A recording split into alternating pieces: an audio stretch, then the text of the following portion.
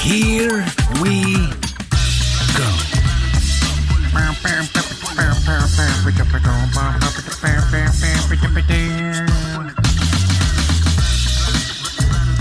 Miles, I'm wondering if I need to just record the whole thing into OBS. Maybe. We'll give it a shot. I'll give it a shot, and if it gives me any grief about the stream quality, then I'll kill it. We'll see.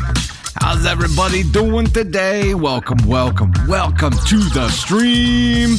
Carrot cake. Madison saw the QOD already here. We're something new. We have a question of the day. Let us know what your favorite flavor of cake is. Carrot cake, love it. Angel food. What's up? Absolute Zero Ackerman. Unlock my panel here. Revy Black is in the house. Brooke is in the house too. Arrow Slytherin is here. Tina Bart's with the lightning bolts. Awesome. Mel Bell Chocolate. Hey yo, Frankie J's mama. Party's here. Elizabeth White says chocolate cake. Oh, Tres Leches. Apple user. Britt Vanilla. Ain't nothing wrong with some vanilla. Ain't nothing wrong.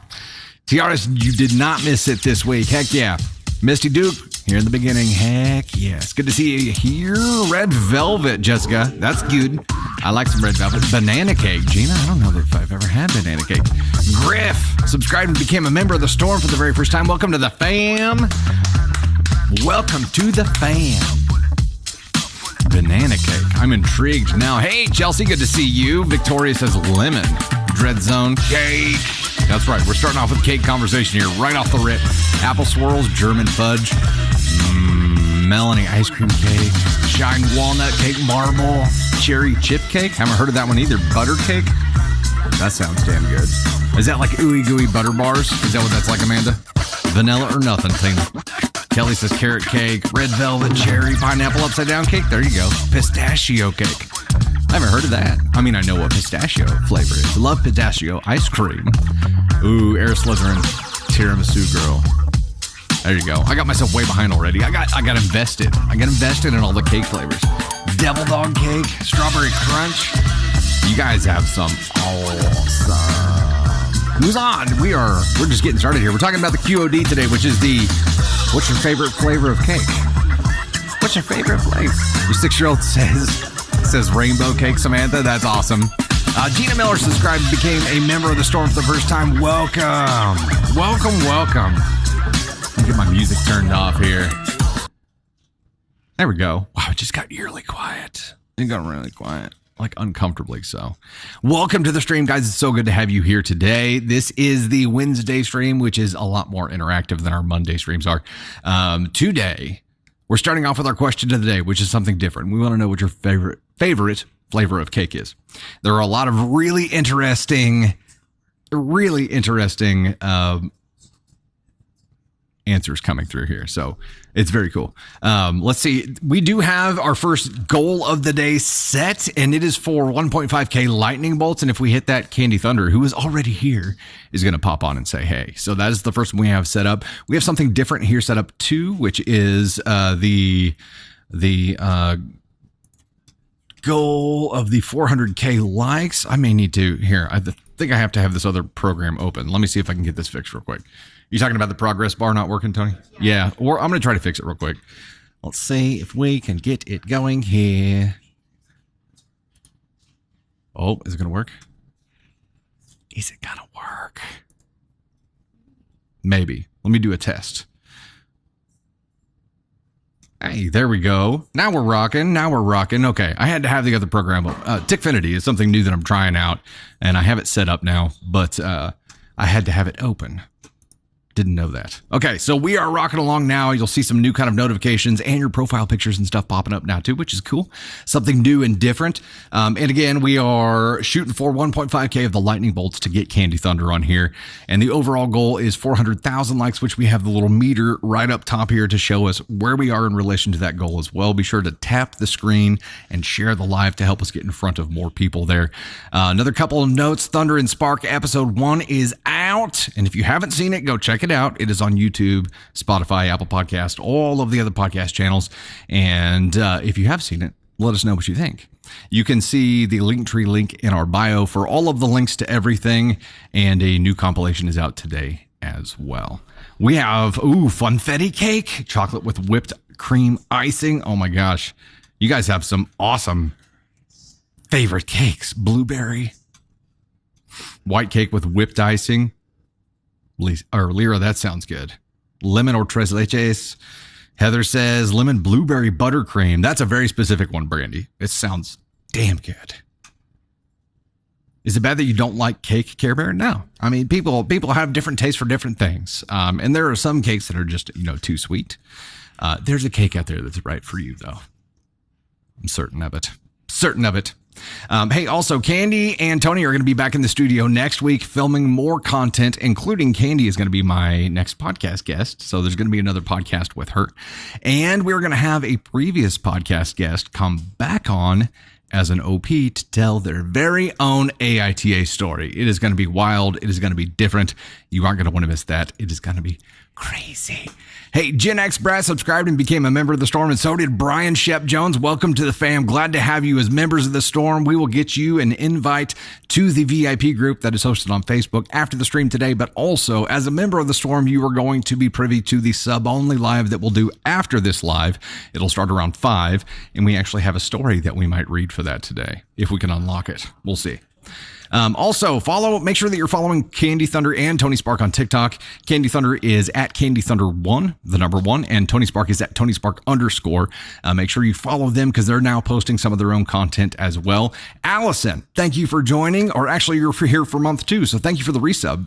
Glad to have you still in the fam here.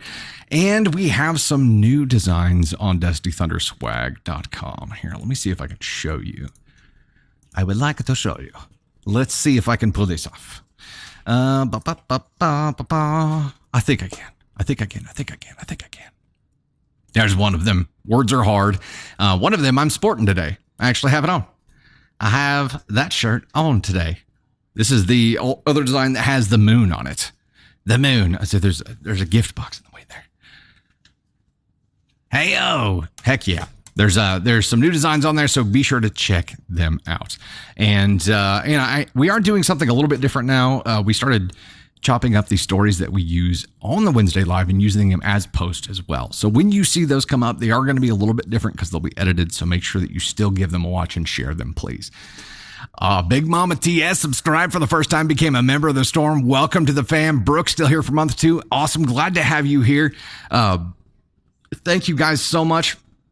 Amanda of Doxy Paws subscribed and became a member of the Storm here as well. Thank you guys so much for sending the lightning bolts through. Love that. Thank you so much. Oh, heck, we're already there. We are at the lightning bolt goal here. So that is amazing. Glad to have. Thank you guys so much for the support. Let me give you some thanks real quick, and then we'll bring Mama over. Mama Candy Thunder here. We've got Dead 7, Cujo 8762, Royal Nerdy, The Calm in the Storm. It won't let me see the whole name. I'm guessing that's what it is, which is an awesome name. Cat McComb. We've got Doxy Paws, Andrew M8813, Dark Evil Fairy, Miles Smile. We've got Emma. We've got David Williams, Jillos, Cat Jono, Little Deviant, Brenda Bell, Luna Lyrica, Fly Girl 603, Candy Thunder 1. Hey, there you are. Beach Lovin' 2. We got J Boy's mom. We've got B Pharrell Milam. We've got Sweet Evil, Chelsea Stevens. We've got Jenna Culkin, Dylan Sprague. Thank you guys so much. Let me get the new one set up here, and then we'll bring Candy Thunder on here. The new one is for 500 cakes, but these cakes are the 20 cakes. Let me find cake. Yep, cake. Cake will be a recurring theme today, apparently. And I've got how many of those? Nope, I messed that up. I done messed it up. Hang tight. I'm sorry. I'm sorry. I messed it up. We've got 500 of those. And that is going to unlock a cake story.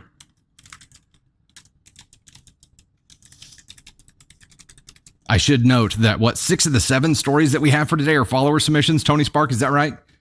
6 of the 7, all but 1 is a follower submission story today. So OPs, I hope you're in the house today. All right, Candy Thunder, come on over. Come say hi. I've got to turn off the what? Just did. Hey, yo. Oh, you're stepping on me. Well, don't wear flip-flops to work. Thanks for calling me out on a lie for wearing flip-flops. Appreciate that. Yeah, Dusty's wearing flip-flops today. Uh-oh.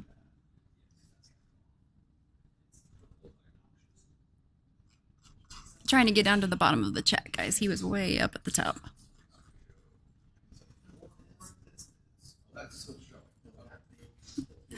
They're supporting your flip-flops, Dustin.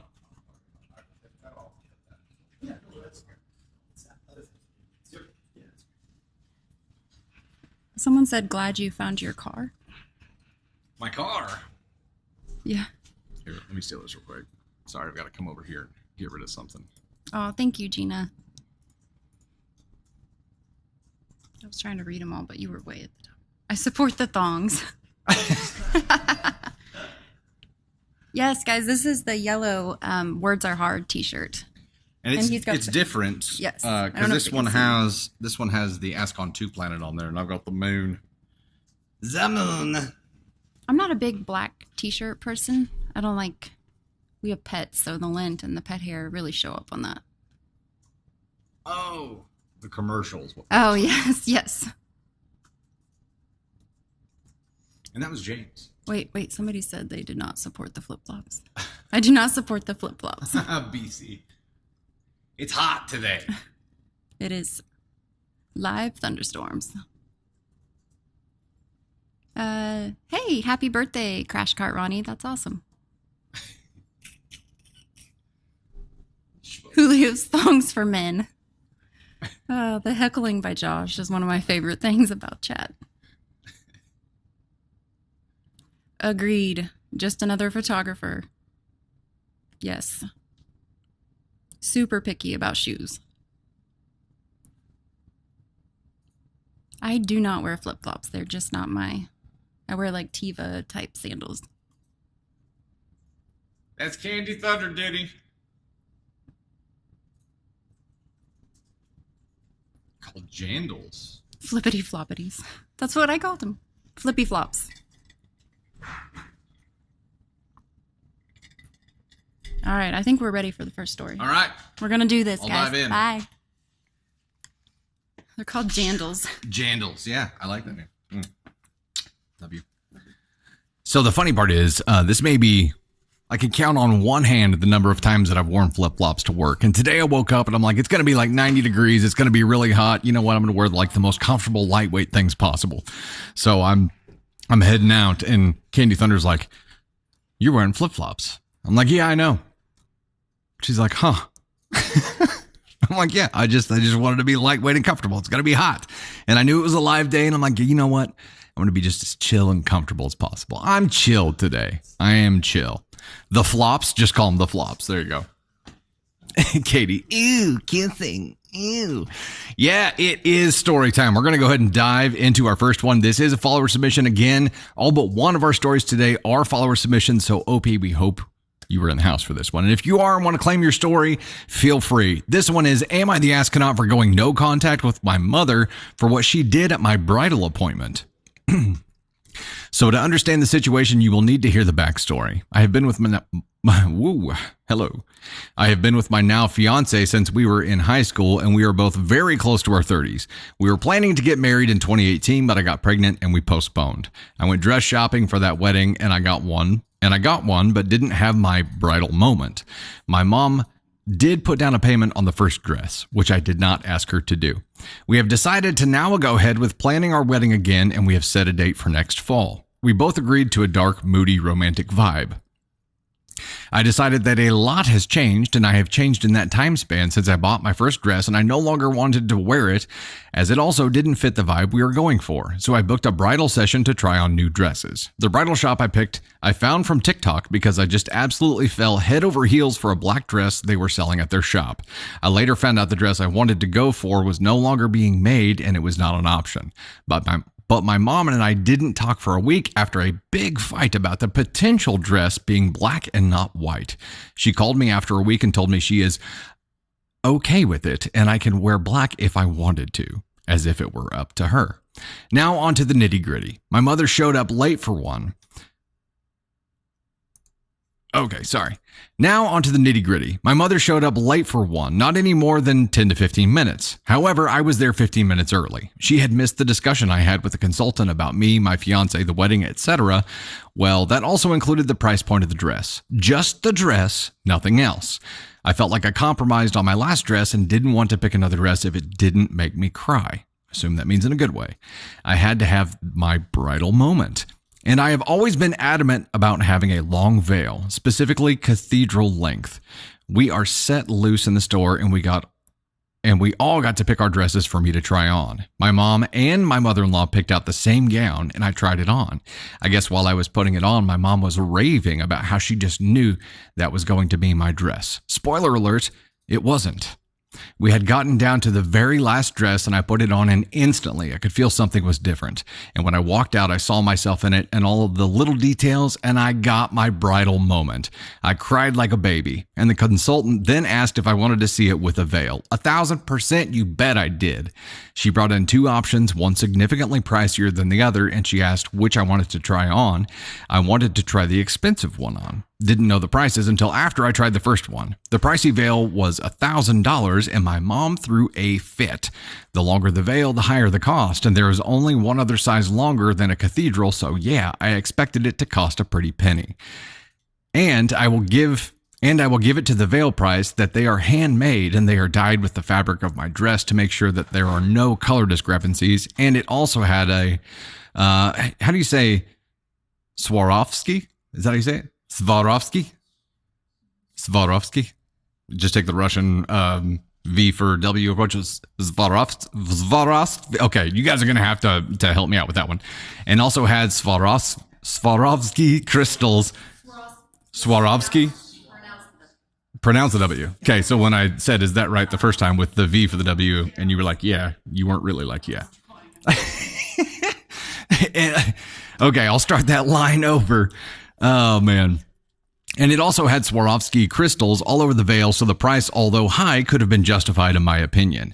But I actually ended up picking up the second veil, which was like half the cost of the first one, and that was without the 20% discount on accessories I would get for purchasing my dress with them.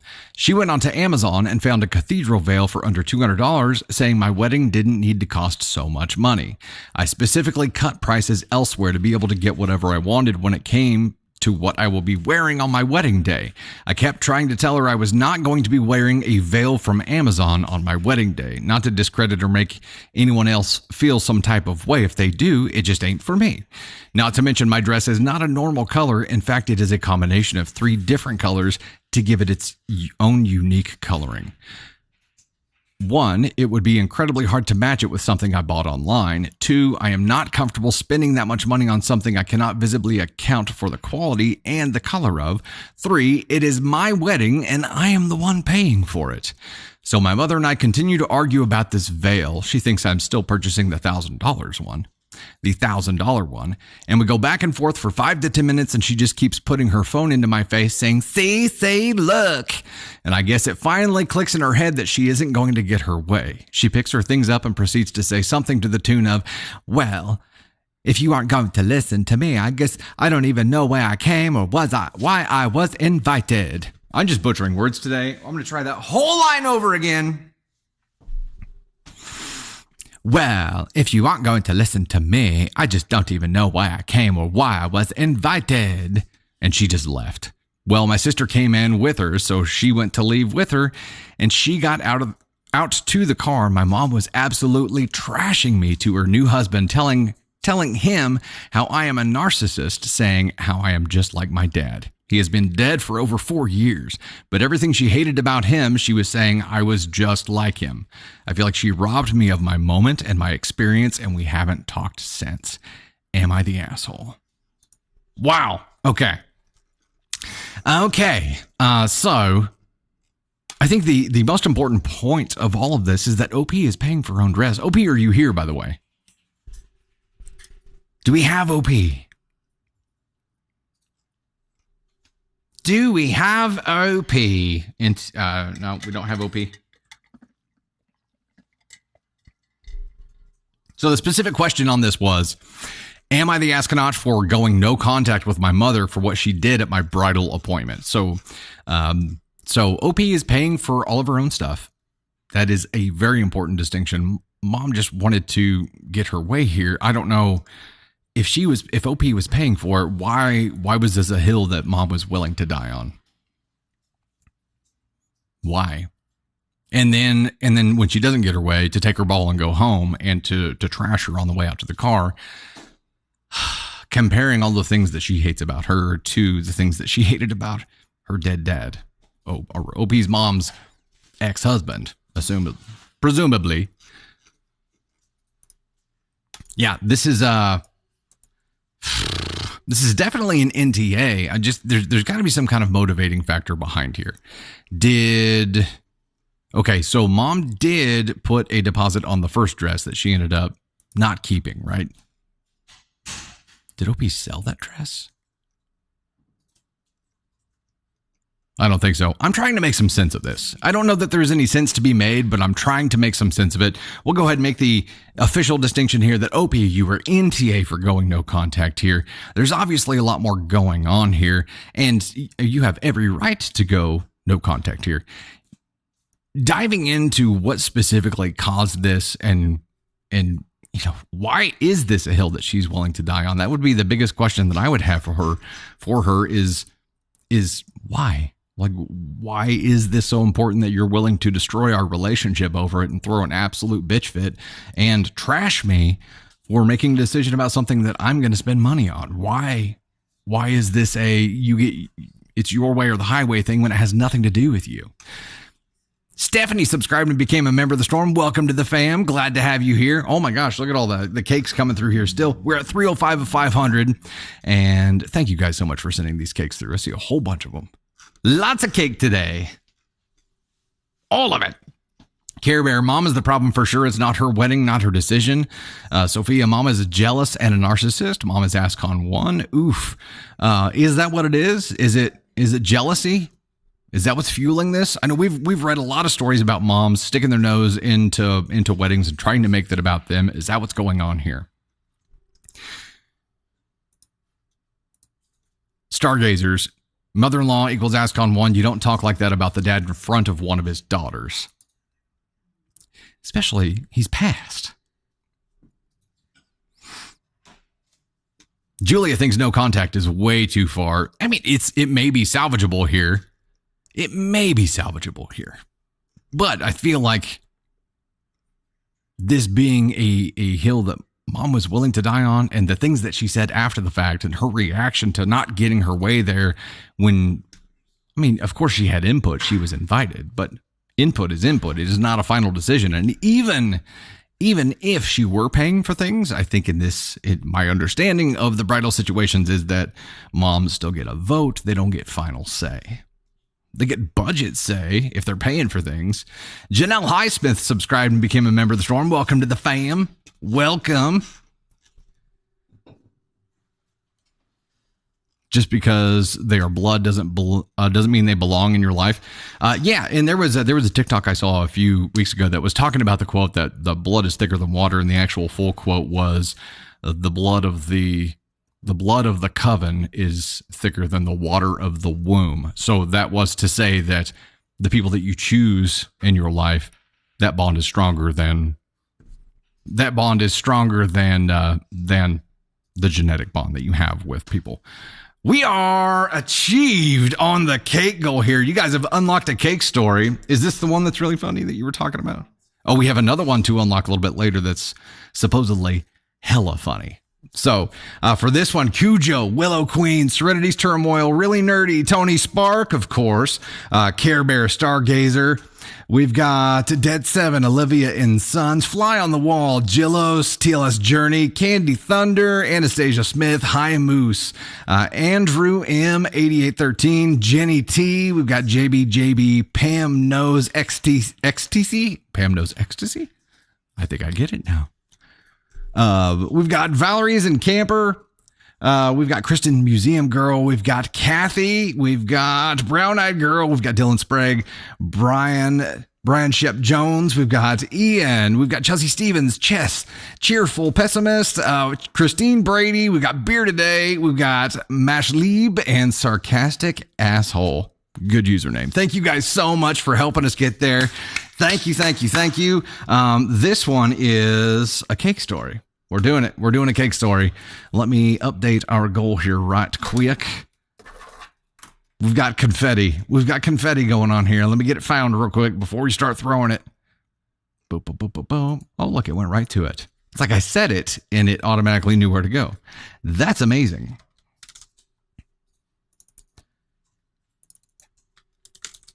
Tony Spark is really looking forward to shooting me with a confetti cannon again today.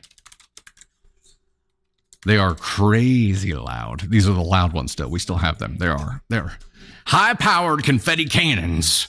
It's like we got them from some kind of army surplus place or something.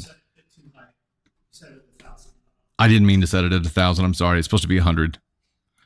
I don't know. I just hit an extra 0 in there. Tony Spark saved the day. He's like, no. Bring it back. Okay. We are, wait, what was the mom? We haven't classified her yet. Let's do it. Let's go ahead and bring mom up here and figure out how big of an asshole mom was. Okay, so as a reminder, ascon scale is reversed a little bit. Ascon 1 is the most severe asshole. Ascon 4 is the least severe asshole. 4 is you could have done it differently. 3 is you should have done that differently. 2 is you definitely shouldn't have done that. And 1 is you're a terrible human. Now, keep in mind here, she did pay a deposit on the first dress that OP ended up not using. But when the second one came around, she wanted her way or the highway, and when she didn't get her way, she just completely trashed her on the way out in front of her sister and to her new boyfriend, and equated a lot of things that she hated about her to the things she hated about her since past father. So there's some pretty awful things going on there. Pretty awful. Navera says, ascon 1 just because she actively went out of her way to ruin it and trash her. Griff and Pam K both agree on ascon 2 here. Daily Honeycheck says ascon 2 as well. Amanda of Doxypaw says ascon 2. Gabriel says, honestly, for bad-mouthing the dead dad, ascon 1. That's the part of it where it leans more into ascon 1 territory. She did a really, really terrible thing by going there. She didn't have to go there at all. If she had just said, well, if you're not going to take my input, why am I even invited? And then just left, she'd still be on the ascon scale, but she wouldn't be as high on the scale as she is because she just reached into the bag of tricks and was like, fine, screw it. I'm lighting this bridge on fire, and went ahead and lit it on fire. To badmouth the dead dad and to make it about her, not the OP. Yeah, 1.5 probably seems pretty right. But remember, we also reserve ascon 1 for the truly terrible people. And was this a truly terrible thing, or was this just a you definitely shouldn't have done that kind of thing? And I think I'm leaning that direction, keeping in mind that we save ascon 1 for those truly evil people. I don't think this was an evil thing. I think this was just I didn't get my way, so I'm going to throw a tantrum kind of thing. So, throwing ascon 2 on here, she could be a 1. She very well could be a 1. But I don't think it's evil. I think it's just a stupid thing. We had Odin 677 continue for month 2 here. Okay, Tony, calm down. I'm going to the cake story. Tony Sparked over here cracking the whip on me. Okay, let me get down to cake story. Okay, you guys ready? Is it cake time?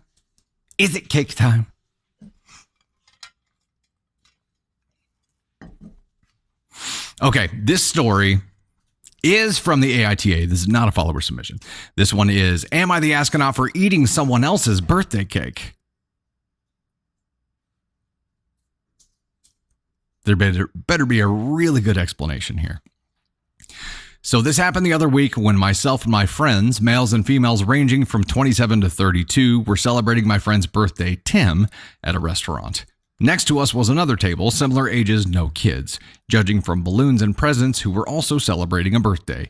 The dinner went by normally, and when it came for the dessert, some waiters came out with cake for Tim and sang happy birthday.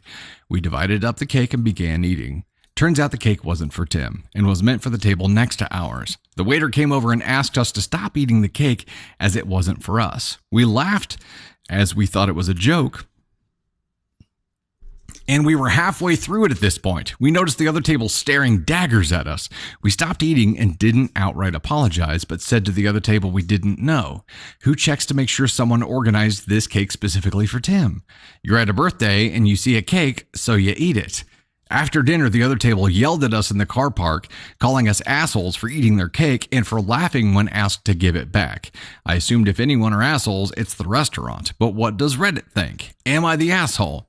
Edit, to add things addressed in comments, the cake was a regular chocolate cake, so maybe why the other table didn't notice it as theirs straight away. The waiter took about 5 minutes after serving us the cake to come back. We did give the cake back after we realized it wasn't a joke and wasn't organized by someone at our table. Holy cow. Okay. It's not their fault. It is 100% the restaurant's fault. And we actually got tagged in a story today where it was like an engagement party or it was like a bridal, what do you call those? A rehearsal dinner party, something like that. And they had a cake specifically. They called it a wedding cake in the video, although I don't know why you would eat the wedding cake at a rehearsal dinner, or, maybe it was a wedding cake. But this woman was almost in tears because they went to a restaurant and the restaurant had given their wedding cake, or maybe it's their rehearsal dinner cake, to another table. And she saw it happening and some of the topping was missing, so she thought maybe it's not ours, and then watched them cut into it and then realized that it was actually hers and was just in tears and was like, I don't even know what to say. In this case, it's a little bit different because it was just like a plain Jane chocolate cake, right? It doesn't matter. It's not right, but it's not their fault. The shit part of all of this is that even though it is the restaurant's fault, it was probably some kid waiting tables just trying to get by who got confused. And it was probably, if these tables were right next to each other, it was probably, 2 tables within this same kid's section too. So he goofed and caused this thing and probably didn't know what the hell to do, except for to say, like, we need that back. We know you've eaten half of it, but yeah, we need that back. And, they're at a party where it's multiple people who don't all live together and aren't all communicating. So they didn't know. They just assumed that someone within the group had brought the chocolate cake. It is not their fault for doing this, for making the assumption that if cake showed up, I don't know, hell, you guys tell me, if a cake showed up at the table when you were out there celebrating someone's birthday with friends, would you be like, okay, hold on, everybody. Hold on. We need to make sure that this cake came from someone at this table, because the last thing I want to do is eat someone else's cake. I don't think that happens. I don't think that would be a normal course of action. I think it would be like, oh, sweet cake. Yup. Thump. Now, it's no more your guys' fault than it is the other tables for not seeing it happen and stopping it before it gets there, right? It is absolutely the restaurant's fault. I don't know what you do to make that right. I hope the restaurant did something to make that right. The story that we got tagged in where it was the wedding cake, that's obviously a much bigger deal, but either way, it's the restaurant's fault. They've got to do something to make it right. OP, in this case, not the asshole. It was an accident. A cake accident, but an accident nonetheless. Not your fault. Probably some young, confused, just getting through life teenager as a server. And it sucks. It sucks real bad, but I don't think the other table had any ammo to get pissed at you for it. And you weren't laughing because you knew that it wasn't the cake that you guys brought and it belonged to the table next to you. You were laughing because you thought it was a joke. And once you realized it was serious, you gave it back. So I don't know what you could have done differently, except for take the unreasonable path of verifying the cake actually belonged there before digging into it, which I just don't know what would happen. I don't know. SC Coin Puppet reminds you of Bill and Ted's Bogus Journey. Let them eat cake. If no one was celebrating a birthday, then you're the asshole. They were, though. Both tables were there celebrating a birthday. That's the tough part.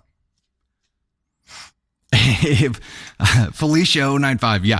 I thought the same thing. If I was that table server and I had made that goof, that would be a scar for life. Candy Thunder, if you had been that table server, would you remember that for the rest of your life? Oh, Candy Thunder says, yeah, but I wouldn't have made that mistake. Ooh.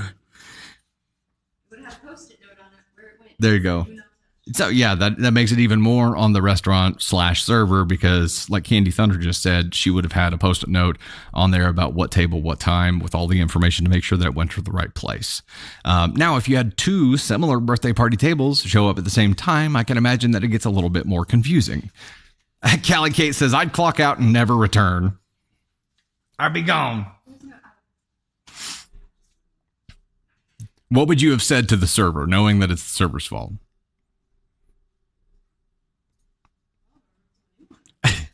Candy Thunder says, I'd slap a bitch and then I'd meet him in the parking lot later. That's not what she said. She said, that's not what she said. She said, I'd rip him a new one. And I would compensate. Dina, you love the lives and your patients love listening too. That's awesome. What kind of patients do you have? I don't know. I don't know if I'm allowed to ask that question because, yeah, but that's awesome. I'd be mortified, and if I could offer to buy the right party a cake. Oh, if you were the server? Yeah, absolutely. Ooh, serendipity. Write their name on the cake. There's a surefire way to make sure it goes to the right person. In this case, it was just a chocolate cake with no name or anything on it. So that's tough. That's tough. But NTA. Reminder, the goal we have right now is the confetti. We're at 34 of 100 of them. And at 100, Tony gets to shoot me with a high-powered confetti cannon. If you were here last time, you heard them go boom. Last Wednesday, that is. Okay, so we are on to story officially number 2 now. Yes. Okay.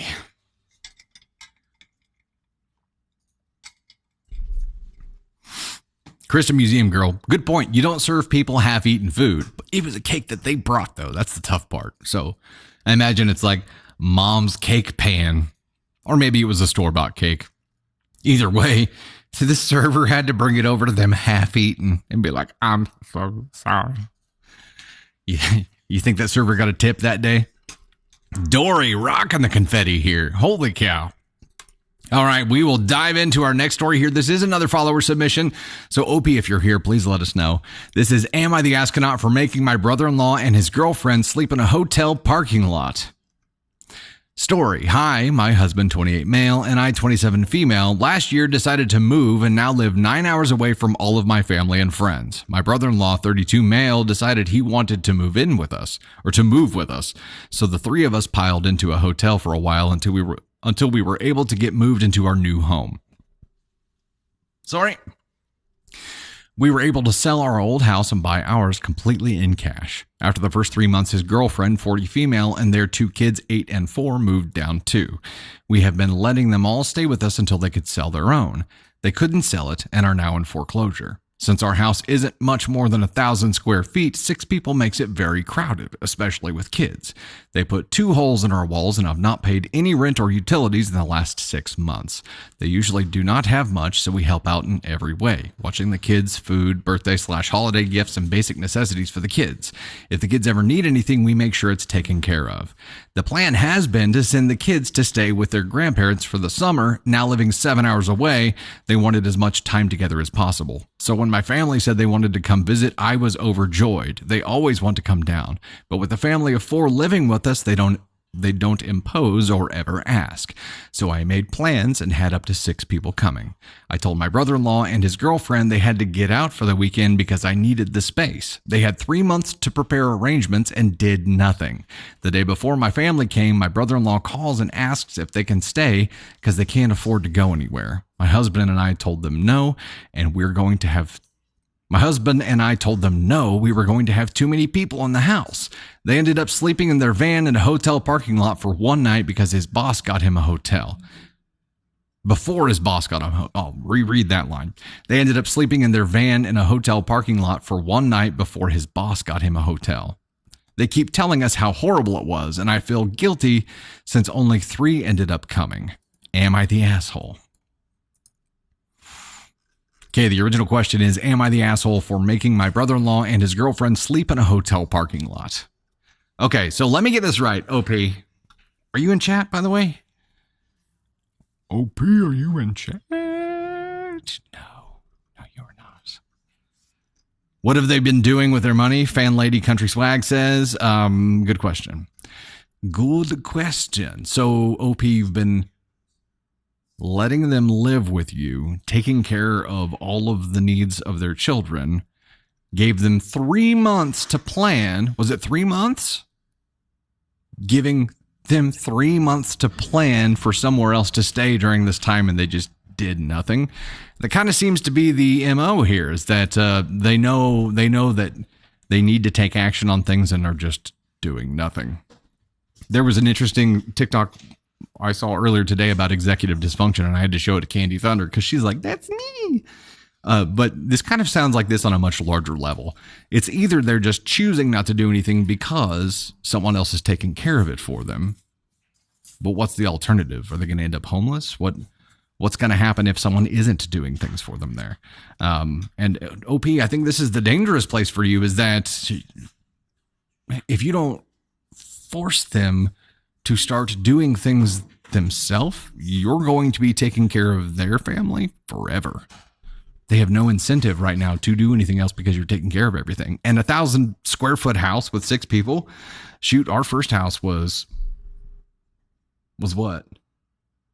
1,100 square feet. And there were 6 of us in there. I mean, 4 kids and 2 adults. And it was tight. Like, it's tough to make that work, but we were also a family. And if it's multiple families in that amount of space, holy crap, that would be incredibly difficult. And they've damaged it, haven't repaired anything, they haven't paid for anything. It seems like they don't appreciate what you're doing for them, or just incapable of stepping up and adulting. And that's a real problem because they have children. And this is the kind of thing that happens a whole lot. They see these things are coming. They just can't or won't do anything about it. But you're going to have to do something to get them off of the teeth that you've provided for them, because otherwise it ain't going to happen. Not the asshole for you didn't make them sleep in a hotel parking lot. That's the kicker here. Your question says, am I the asshole for making my brother-in-law and his girlfriend sleep in a hotel parking lot? That's not what you did. You made them stay somewhere else for a night. They chose to sleep in a hotel parking lot. They chose to not take action. They chose to put themselves in that position. Not your fault. NTA. Let me get back to here so I can trigger that NTA. And we've also achieved our confetti goal here. NTA. Not your fault that they didn't prepare. Not your fault that they haven't done anything. You're going to have to take action to force them to do something. Otherwise, they are going to be living with you in your 1,000 square foot house forever. And I don't think you want that. Hell no. Okay. Let me get my confetti music going on here, and let me give some thanks to our folks who helped make this happen here. We've got Cujo, we've got Misha Taylor, TLS Journey, Jenny T2610, Emerald, we've got Serenity's Turmoil, Tony Spark, The Nag 70, I Have Found Hannah, Maybe It Loves, we've got The Well-Rounded, Susan Brown, Dylan Sprague, DB Cinder, we've got Rose Lane Photography, we've got Pam Knows Ecstasy, we've got Stargazer Lily, Dump Truck Driver, and Jonna Dennings. Waiting for the confetti to blow up here. Waiting for it. It's so loud, guys. You're gonna have to getting ready for. Oh my gosh, it's so loud. Closing my mouth this time. There's so much confetti in that thing. Legit, my desk is now like covered. Every square inch is just covered. And that was one freaking confetti cannon. Hey. So much. That is an insane amount of confetti, dude. Okay, I'm going to get our next one set up here. I got to uncover my sheet that has it all listed out here. Okay, we got another cake here. This one's the birthday cake.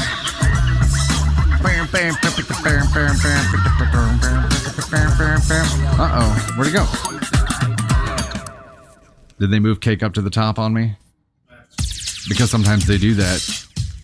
Why do they move stuff around on here?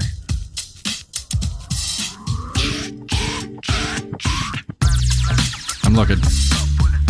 There's a pancake. That's not the cake. This is not the cake you're looking for. Is that a mount, right?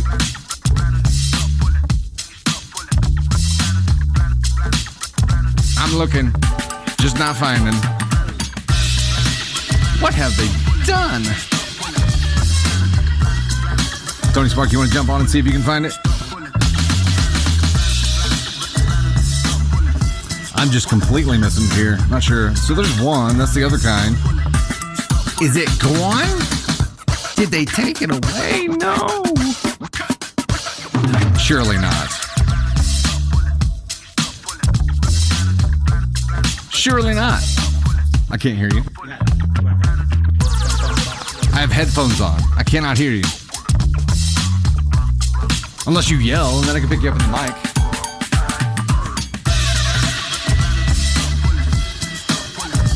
Okay. We got 40 of these. And this one is the hilarious story, right?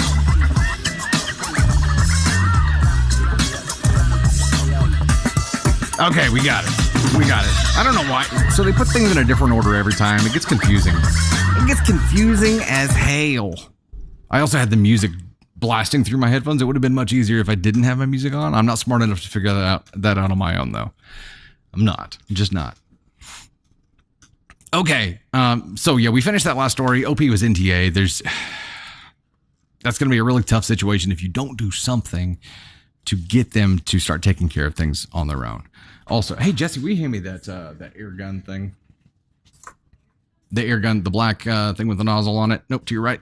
Yep. Yeah. That's going to be handy. Because when Tony Spark does we've got this air gun thing, instead of buying cans of compressed air because that just got crazy. Heck yeah. This thing will just blow it everywhere. It's too loud? That was loud? Yeah. Oh my goodness. Okay. Sorry. Okay, a couple of quick notes before we dive into our next story. Again, Candy Thunder and Tony Spark will be back in the studio next week to cut more content, including Candy Thunder being a podcast guest for me again, and a former podcast guest coming back to be an OP and tell us their very own AITA story, which is going to be amazing. Make sure you're following Candy Thunder on TikTok. She is at Candy Thunder 1, the number 1, and Tony Spark is at Tony Spark _. They are now posting some of their own content as well. If you guys like the interactions with them, be sure you follow there because there will be stuff that you won't see here. So, yes. Thank you for the heads up. Sierra, let me know I got confetti on the mic.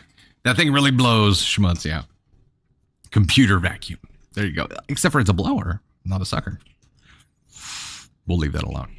Also, there are a few new designs on DustyThunderSwag.com. If you have not checked that out yet, please make sure you do so. We are already at 14 of 40 for the new cake goal. The animations that I did have up earlier on here, we've taken off because they were apparently very distracting. So we'll figure all that out later. We do still have our likes goal meter up top. We're at 55%. For the 400K likes goal. Make sure that you are tapping the screen to like the stream and make sure you share it as well if you have not done already. Uncle Johnny, question, is there an update on the guy that went to HR for not getting the cake? Not that I've seen, but Tony Spark and Candy Thunder stay on top of checking for updates too. So it will show up if there is one that is worth us checking into.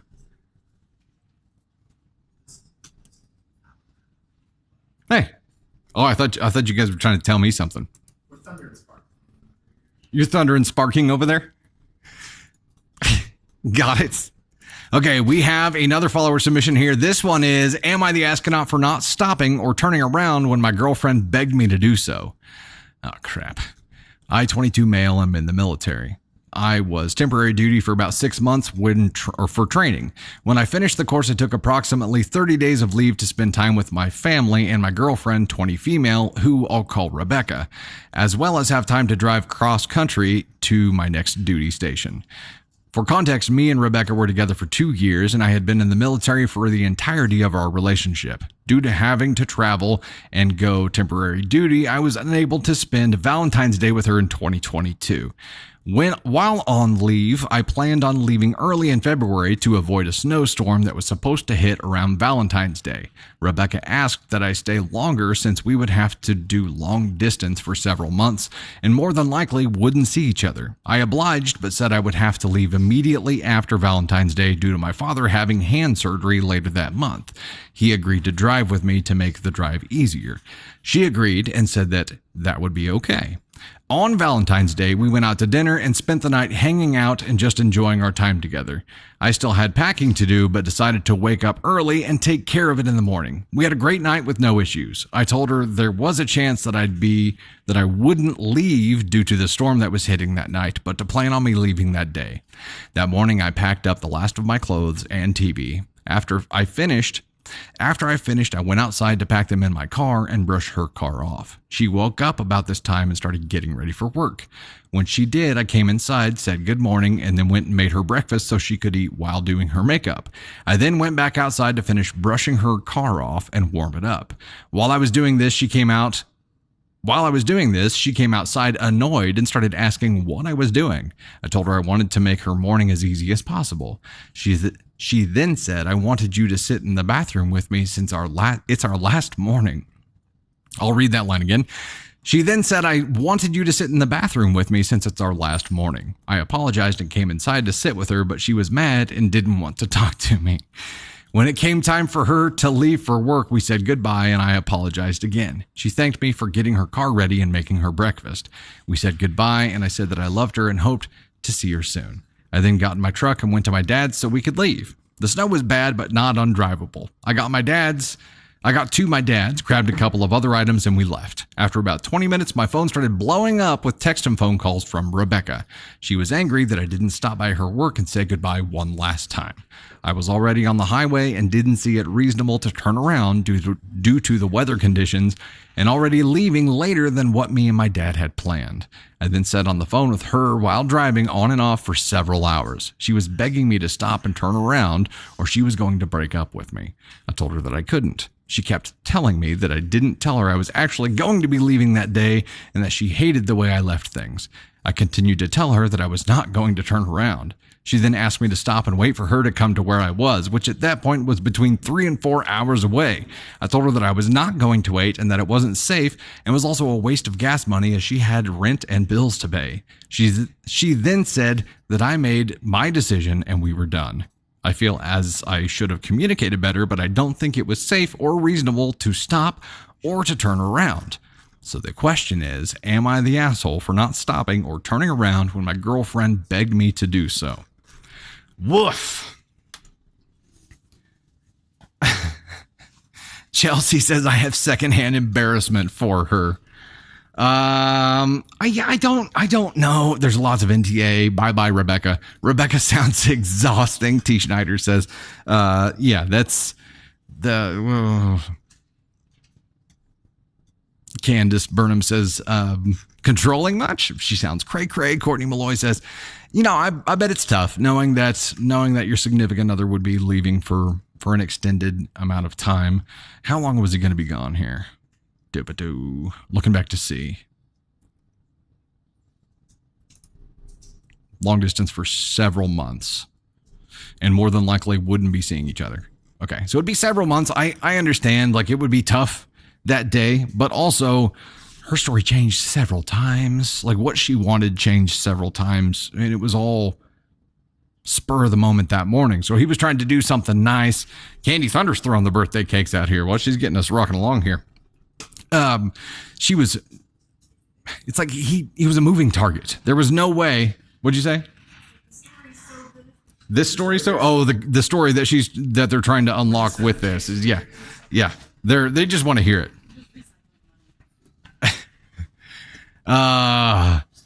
Fan Lady Country Swag says it's the military. She knows better. Even if it was a normal job, it'd be embarrassing. Of course, she had to expect the distance. You're right. The moving target is what I have a problem with. He woke up trying to do something sweet and, make her day as easy as possible, made breakfast for her, got her car cleaned off. He was trying to do his own thing. She had a moving target of, well, what I wanted you to do was this thing that I never communicated to you, so you didn't know. And he's like, oh shit, well, okay. So he comes in, but then she's already pissed off, so that's a moving target. Now that's not what she wants. And then he's like, okay. So he apologizes and then leaves to go do his thing. And then it's, I wanted you to do this other thing that I never communicated to you. There's just so many freaking moving targets that there was no way for him to win. This was a Kobayashi Maroon no matter what. He was going to lose no matter what he did. Even if he had turned around and come all the way back, there would have been something else that he didn't do that she wanted him to do, and he would have screwed that up too. So, Kobayashi Maru, this was not going to work. And maybe this was her way of creating an impossible situation that forced them to break up because she couldn't handle the long distance thing. Maybe this was all just even subliminally. Maybe this is what she was trying to do. She was sabotaging. But no matter what here, OP, not the asshole for not turning around. It wouldn't have mattered if you did, dude. There would have been some other thing. So this thing was going to end in wreckage one way or another. And I think you did your best. It just was never going to be enough. And Lord help the boy who learns that next, because it's not going to get any easier for the next dude. We'll put it that way. It ain't going to get no easier. Fan Lady Country Swag says she wanted to break up and looked for dumb reasons. I think that might have been the case. I think this might have been sabotage because, she couldn't just say, hey, this isn't going to work for me. She had to find some kind of more immature way of handling it, which was just creating this impossible scenario. She did do him a favor, though. Low 4. She did him a favor by breaking up with him. Yep. Communication would have been key. That would have been smart, but she kept changing her mind. It's hard to communicate when you're changing your mind every 2 seconds. Words are definitely hard for her, Courtney. That's right. Leanna, I think I did. Either that or my hair is just getting longer. Maybe that looks like I'm getting skinnier. Chrissy, thank you. I appreciate that. Fan Casting Taylor says, I think she was honestly just sad and stressed out. She handled it badly and should have with him. Maybe. Yeah, I agree that she was definitely sad and stressed out. However, she allowed her feelings to ruin a relationship, and maybe that's what she intended to do. One way or another, it happened, and it was going to happen, but I think if you're having those feelings does not make you the asshole. We talk about this a lot. It's what you do with those feelings that can potentially make you the asshole, and she let it. She let her feelings kind of run amok and direct what she wanted to pivot quickly in a way that he could never catch up with. It just wasn't going to happen.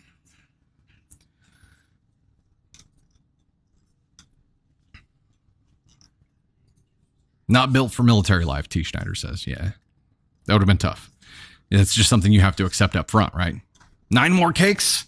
9 more cakes. We are almost there. And apparently this story is hilarious. I have not read it yet, of course. I never read the stories ahead of time because I want it to be a blind react for you. But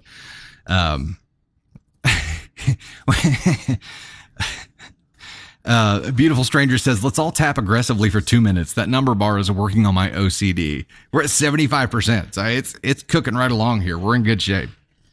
We're at 80% of the live goal. Heck yeah.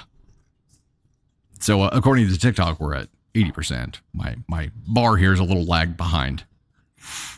Jen here says, being sad and stressed is never a good reason to treat someone else poorly. Agreed. And either she did it consciously or subconsciously, but she let it happen. She's 20, young and emotionally unstable. I know I was, Summer Tom says. Agreed. And I should have gone back and looked at her age there because 20 that'd be tough. He's 22 and she's 20. She's never had to deal with that kind of thing before, didn't know how to process it, didn't know what to expect. And maybe if she wanted to make this work, should have prepared and talked to some people who had made it work. But that's also hard to realize at 20, like, you know what, if I want this to succeed, I need to prepare for success here. That's not how a 20-year-old thinks. 20-year-old is like riding the wave of life day to day, right? Bone Boo, agreed. She really made his duty harder. I feel sorry for him. That would have been tough, but also having the closure of knowing that it was over then probably made it a little bit easier too, because then he doesn't have to worry about the impossible moving target of trying to satisfy her, make her happy. 20s are hard. Candace Burnham says, love my 40s. There's definitely a lot more clarity in your 40s than there are your 20s. That's for sure. Remember, our question of the day is your favorite flavor of cake. So if you have not told us what your favorite flavor of cake is yet, be sure you throw that out to us. And we are currently at 90% on the 400K likes. We have hit our cake goal. Tony Spark is super excited because he wants to have this story read. He's been talking about it for a couple of days now. He is super excited. Okay, let me get some confetti rocking here. Big thanks for hitting this cake goal to TLS Journey, to I Have Found Hannah, Candy Thunder, Chip 26581, Rose Lane Photography, Sarcasm and Sage, Mava Loves, Jillo's Realm, Denag 70, Stargazer Lily, Serenity's Turmoil, Luna Lyrica, Laura, Tony Spark, Pirate Pups, and Emily B. IVF. Oh, you went through IVF, Emily. Oh, we have experience in that realm. We have some experience in that realm. Okay. I'm excited to read the story too. It's got to be a damn good one. Okay, our next goal here is 25 of these. They're going to be way down here.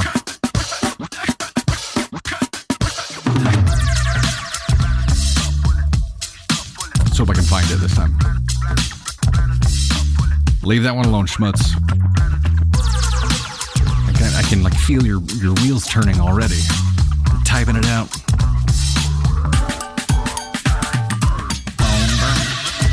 Ooh, for this next one, Tony reads a story.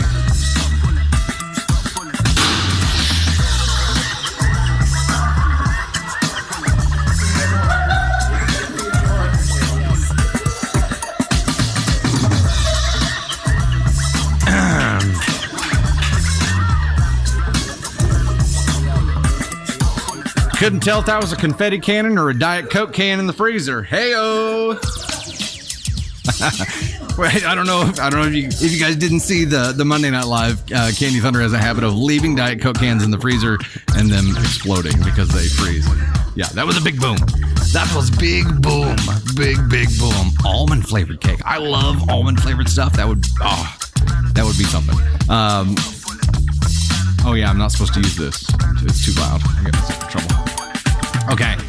Nice work, guys. Thank you so much. And we're at 103% on the likes here. I can go ahead and disable that guy. Otherwise, those of you with OCD are going to see that, 103% plus. While the meter is fulfilled, it's just going to keep going that direction. So I will make that go away for you. That was a big boom. And because the music was going, like you go big boom. You'll make a big boom. I make boom boom.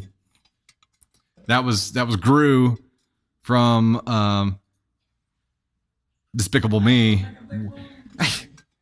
What's the name of the gal he ends up marrying?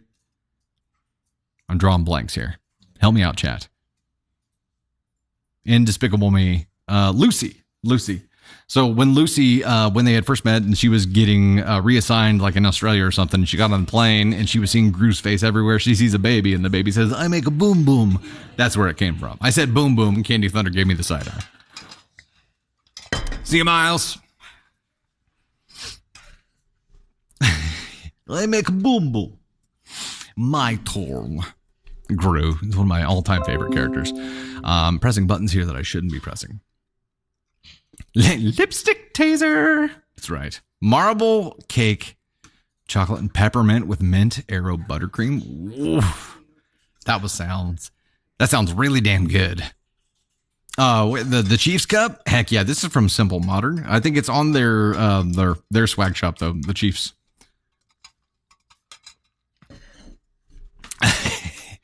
Emma might have RSI from hitting the likes. Thank you guys so much. That really does help us get out in front of more people and get the stream more exposure. So thank you so much. Okay, we've got to get down to the super awesome hilarious story here. It is cake reward story number 2, right? Correct. Okay. It's not really an Am I the Asshole story. It's from the Just Know Mother-in-Law. Oh, okay. This is from the Just Know Mother-in-Law subreddit. So this is going to be a damn good time. Not an AITA story. It involves cake and a mother-in-law. Should we just go ahead and hit these now? I think it's a grandmother. Grandmother? Grandmother-in-law? Yeah. Oh, the mother-in-law alert. Custom emotes from the VIP crew are already coming out here. There it is. Amy in Scotland. Heck yeah. Good to see you. Okay. 420K likes and a cake story. The grandma in the story's from Scotland.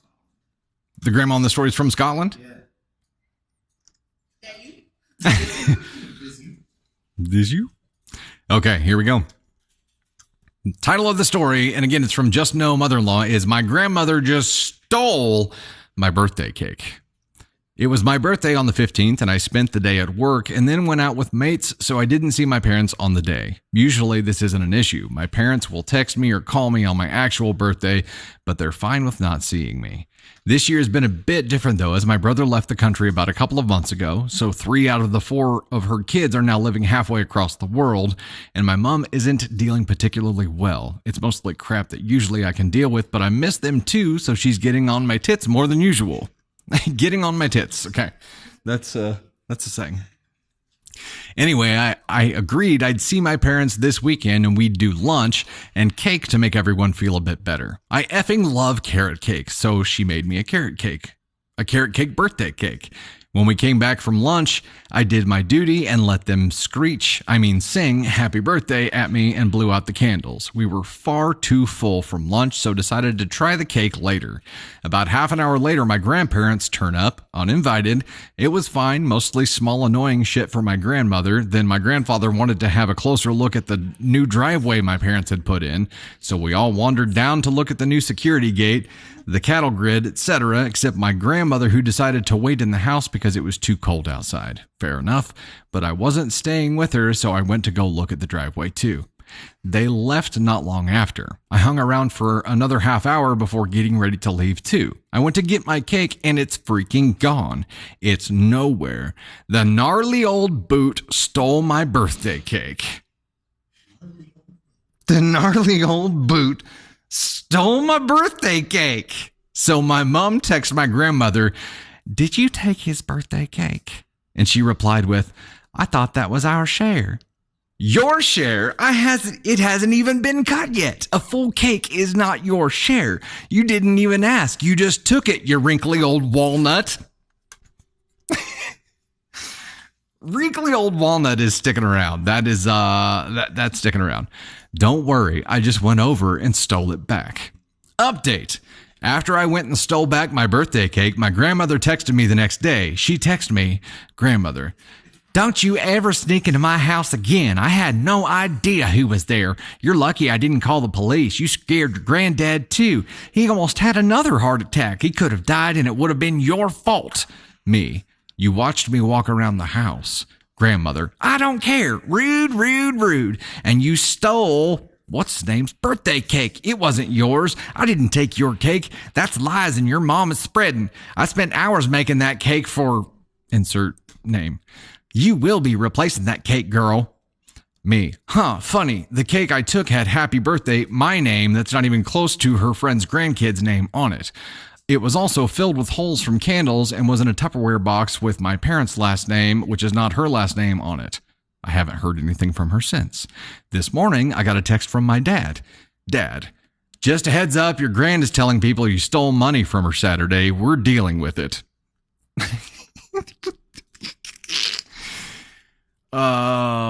Which basically means she ran to either my uncle or eldest cousin, who is exactly like her, and they, instead of talking to me, ran to tell on me to my parents. Also, I'm undecided on a name for this particular nutcase. Someone suggested the "See You Next Tuesday" of Kirkcaldy, and I like the idea of incorporating a Scottish place name or historic Scottish villain into her name. Someone else also suggested The Bitch of Allen, a play on the Scottish town of Bridge of Allen, which is not far from where she used to live. Or I could name her after the Loch Ness Monster or something similar. What do you people think? Edit 2.0. One of the comments got me thinking, so I just had a wee Facebook stalk of the person she said was planning to give my cake to. Their birthday isn't until months from now. Now, whether that means she genuinely doesn't remember that and was going to pass my cake off as something she'd baked, or if she knew and just plucked a name out of her arse, hoping I wouldn't find out, I don't know. I don't care, to be honest. Both are lies. Well done, OP. Well done. That was a fantastic story. This is great. So this lady took the whole cake and said she thought it was their share. OP went and stole it back. And then she accuses OP of breaking into her house and stealing a cake that didn't belong to OP. And then whenever she got nowhere with that, just started telling people that OP stole money from her. The wrinkly old walnut is either batshit crazy or completely delusional. Not sure which. Doesn't matter. Good story no matter what. That was worth it. That was very much worth it. Wrinkly old walnut. Gnarly old boot. Wrinkly old walnut. The Moira voice for those? Which one? You gnarly old boots. It's just a wrinkly old walnut. That's a keeper. We'll have to do it in the Mickey voice now, too. Okay, our next story up here. Let me find my place again. Oh, no, we did that one already. Okay, so the next one is an AITA. Yeah. Okay, we are on a fireworks goal now, and this one is actually for Tony to read a story. Do the confetti cannon, which I assume since you'll be reading, I get to shoot at you. Hey-yo. And all three of us, meaning Candy, Tony, and I, would give feedback on the story. So Tony will read it, and then the three of us would give the feedback. Old people are funny as hell. Absolute zero. Heck yeah.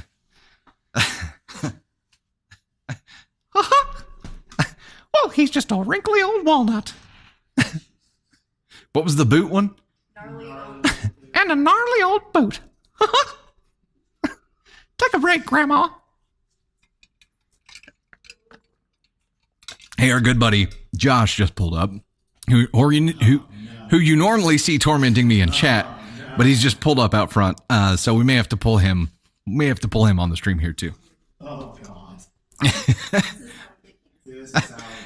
This would be how we get canceled. If it's going to happen, this is going to be it. Okay. Yeah, as a reminder, the fireworks thing, it is a larger goal. And Tony, of course, had to make it a large goal if he's going to get on and read the story, right? But also, we got to get you on reading more stories, man. We got to do it more. Yeah, there's the goal. Okay. This one is, am I the astronaut for refusing to pay for my best friend's bachelorette weekend that is happening a year after her wedding? Hold on, that's not how bachelorette weekends work. It sounds more like a divorce party. So my best friend just got married in July of last year, 2022. We have been friends for 15 years and had talked about being involved with each other's weddings, growing up, all that kind of stuff.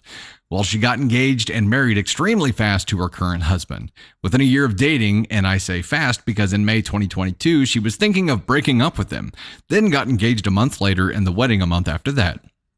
The wedding was so fast that I wasn't even invited to it, and it was a small thing for her and his family only, which was a bit hurtful being my close friend and all, but that was fine and her choice. So now we are here a year later. My friend and I haven't talked much since last year because we have both been moving on with our lives.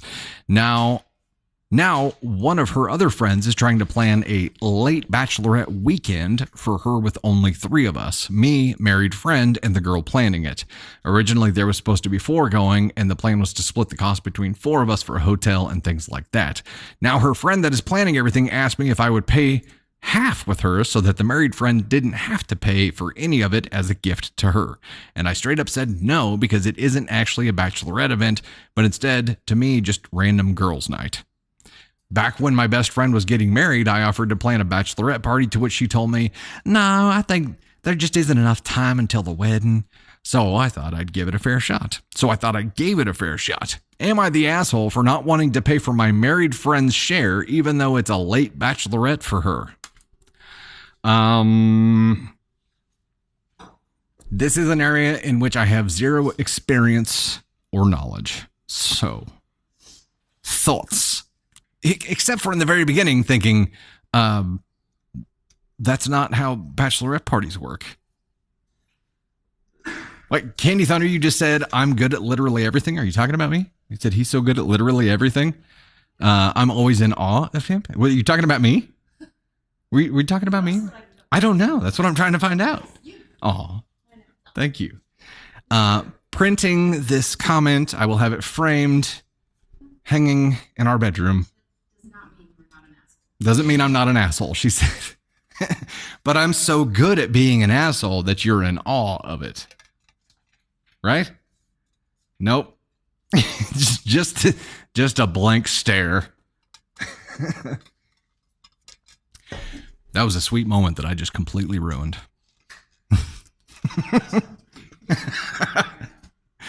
Oh, man. The Stargazer said she'd offered while it was still relevant and wasn't even invited to the wedding. Boom. Gen X Brett, NTA, you don't go to a bachelorette party after the wedding. Dory loves you, Candy. It takes a special kind of person to put up with the amount of shit that I put out.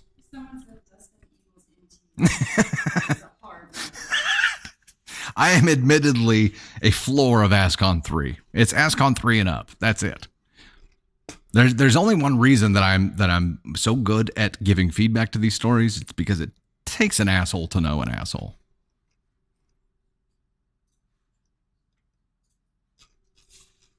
It's called milking the compliment for all it's worth. There you go.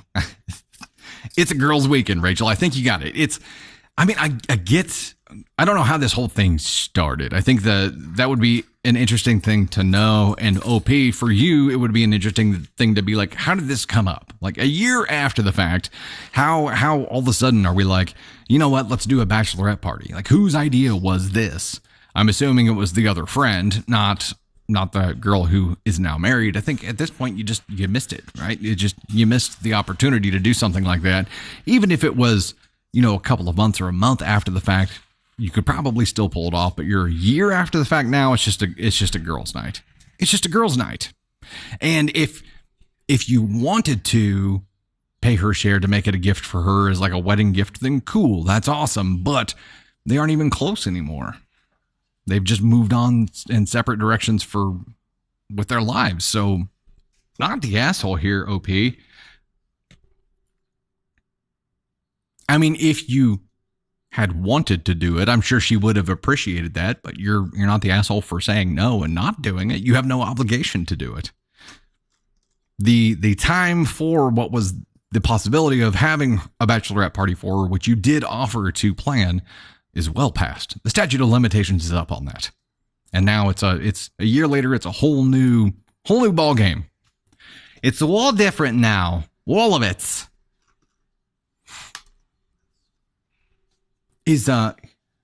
Hey, here he goes. Here comes Schmutz. Hey, buddy. Welcome to the stream. Okay. Dusty Thunder live stream is now filmed before a live studio audience. You want to come on and say hi? No. He said no. No, do not. It's a bit fishy coming from the other friend, Shell says. Muzan, you're not the one organizing it, so why the heck would you pay it? Is that how it typically works? Is it the friend who's organizing the bachelorette party that pays for the party, or is it normally like split up? Should just be called It's a Girls' Weekend. Sarah is officially agreed. Bride is not a friend. She just profits off of people that still don't escape her. Oh, fan lady. Bet it was the bride's idea. That's entirely possible. Entirely possible. Lisa, I'm not a therapist. I feel like I would be a pretty shitty therapist. It's usually split up, but not when you're not invited to the wedding. Good point. That's fair. That's fair.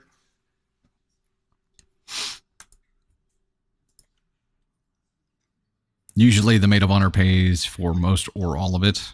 Sucks to be the maid of honor, I guess. If someone asks you to be the maid of honor, are they really asking you if you'll pony up for most of the expenses of their bachelorette party? Is that really what the question is? And if you'll be their handler during the wedding? Is that pretty much what you're asking?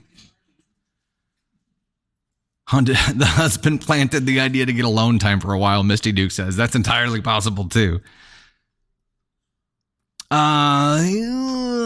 Gemma. I still don't know which way is the right way. We like it either way. Gemma, the party could have been a year after due to COVID. And if that was the case, I feel like it would be a completely different story, but it probably would have been mentioned in here.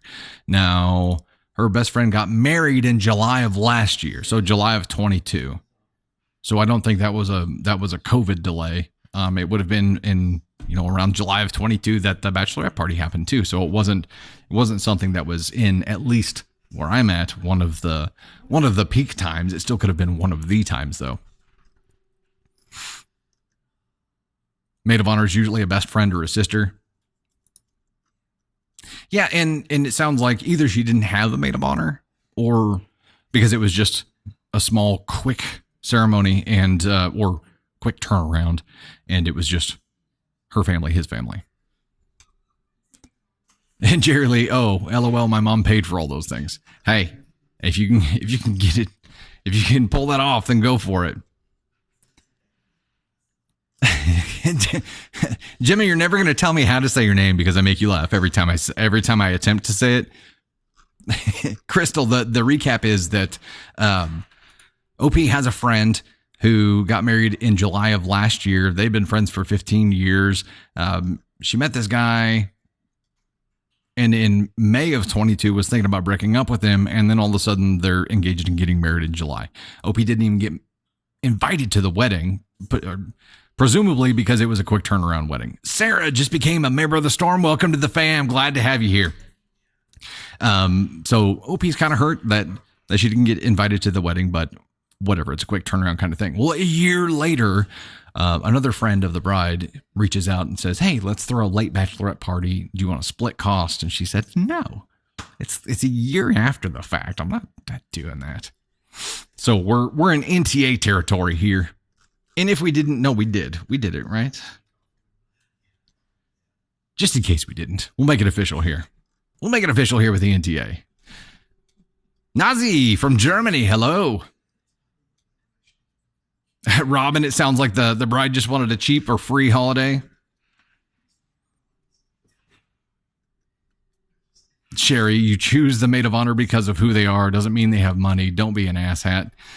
Agreed. Well, in this case, I think that's the way it should be. I don't know that that's the way that a lot of people do it. Was it Bridesmaids? It was Bridesmaids. Candy Thunder and Bridesmaids, she ended up choosing someone different to be her maid of honor because she's loaded, right? And can make all of these crazy things happen. Oh, no, it's because is it Kristen Chenoweth? Is that the character? She ends up losing her shit or like not following through with things, so she ends up pivoting. But the girl who takes over as maid of honor is loaded and ends up doing these crazy things. Jenny subscribed and became a member of the Storm. Lisa subscribed and became a member of the Storm as well. Glad to have you both. Sarah, you subscribed as well. Welcome to the fam. Glad to have you here. So my point there is that I think some people may choose their maid of honor based on things that they shouldn't choose them on. Crystal, a year later is crazy. I'm not going to a girls' weekend to celebrate a wedding that I wasn't invited to. Agreed. Kristen Wiig. What? Who's Kristen Chenoweth? I don't know. Kristen Wiig. You're right. Candy Thunder. Who is Kristen Chenoweth? It was Kristen Wiig. That's who I was trying to say. Who's Chenoweth? She's the short, ghetto, blonde hair, high pitched voice. She's also in Wicked.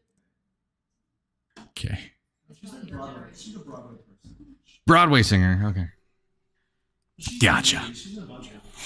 I don't know how that was the first name. It's obviously a much more difficult last name than Wig. Like how that one popped up first. It's like, yeah, Chenoweth, the harder one. That's it. Pull that name.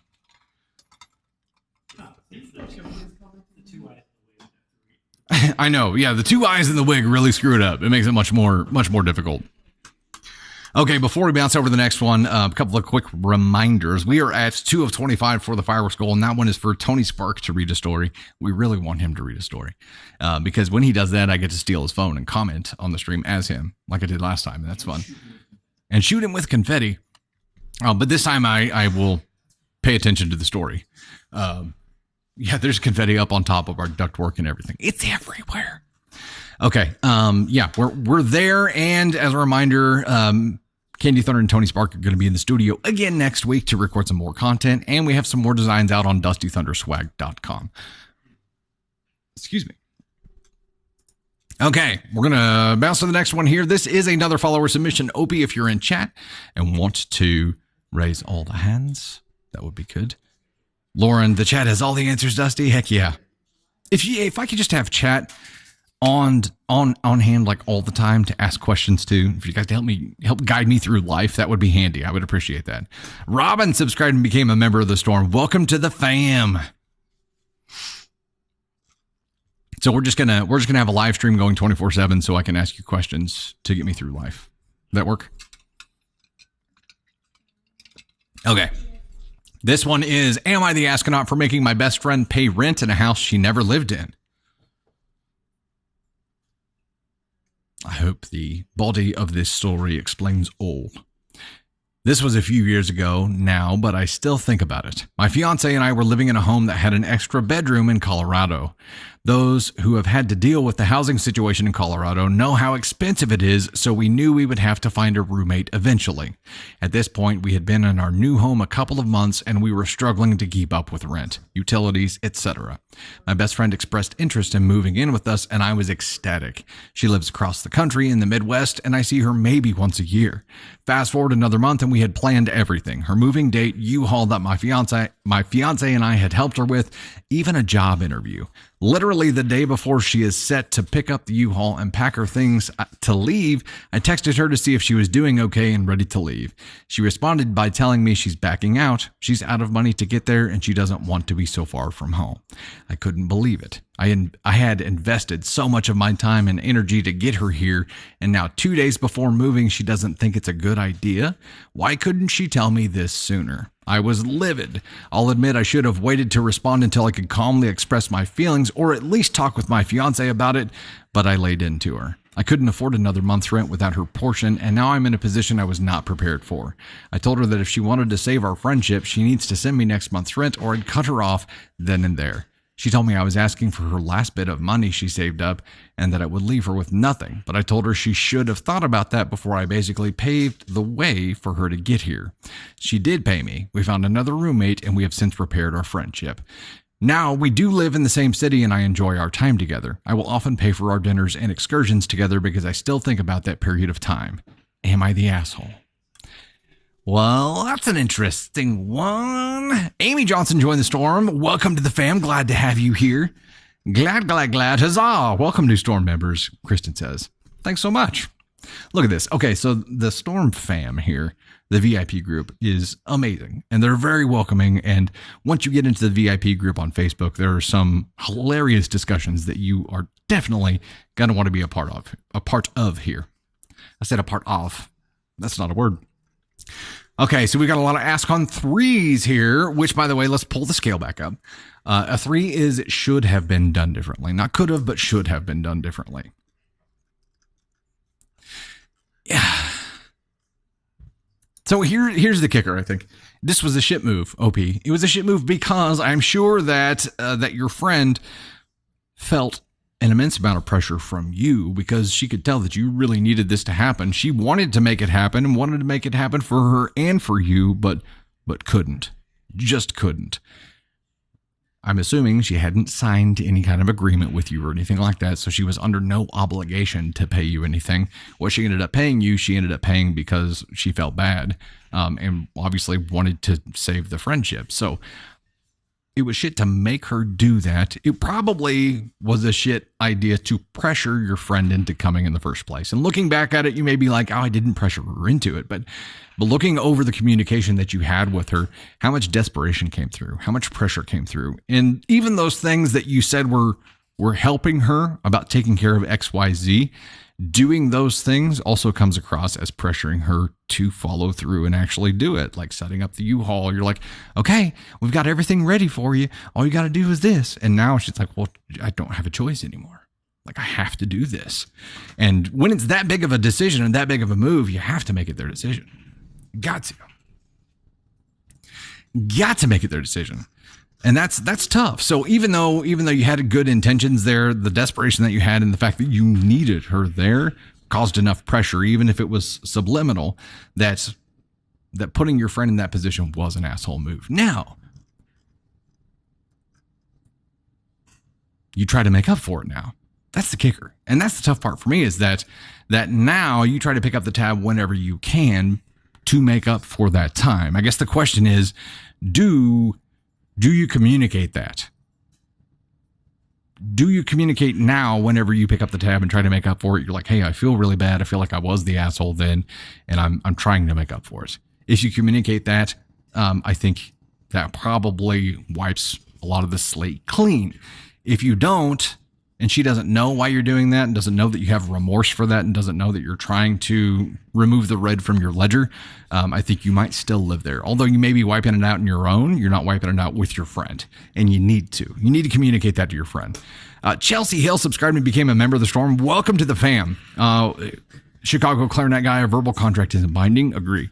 And who even knows at this point if they had a verbal contract? I skipped a story? Probably got lost in all this confetti. I'll go back and look. In this case, though, I'm torn. I'm torn because OP is doing things now to try to make up for it.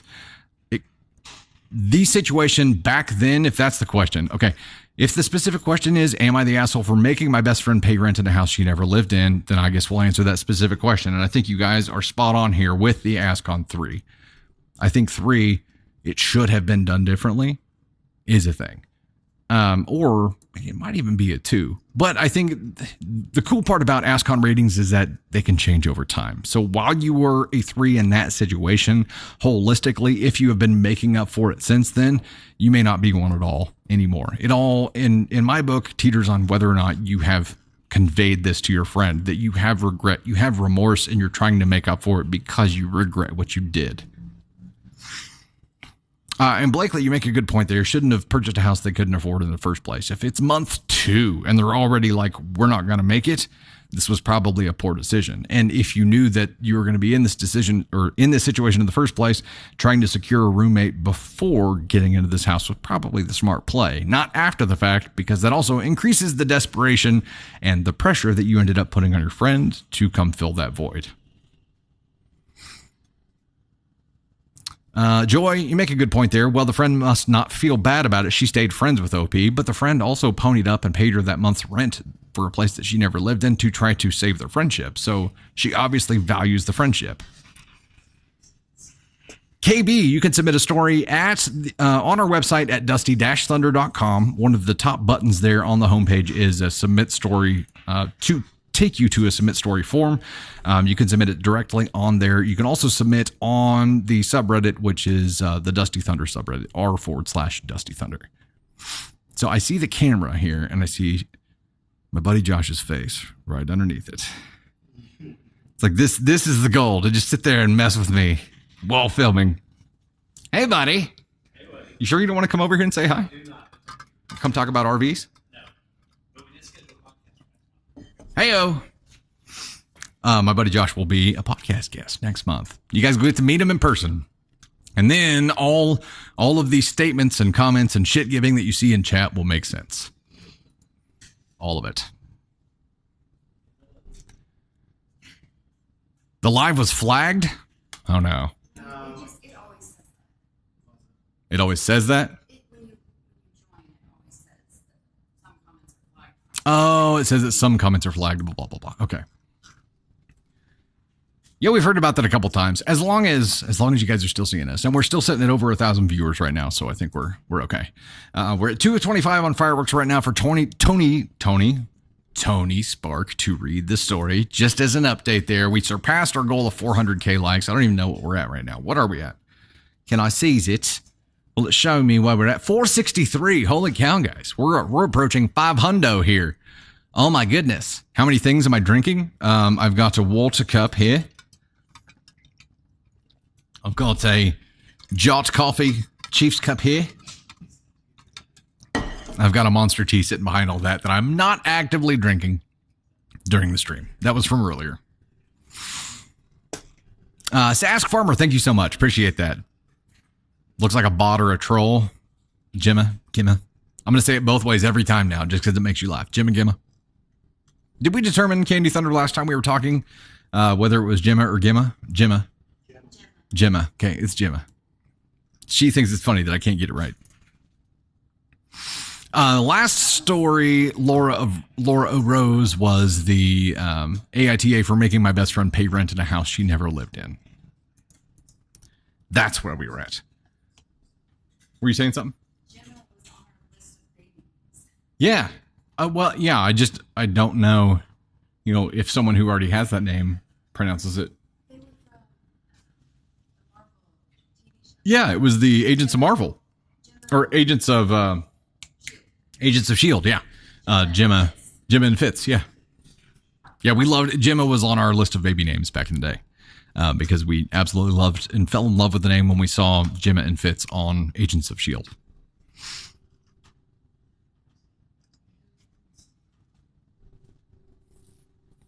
Hey, Aquila from Germany. Good to see you. Do we do other stories that are not AITA Snow Lion? Yes, we do.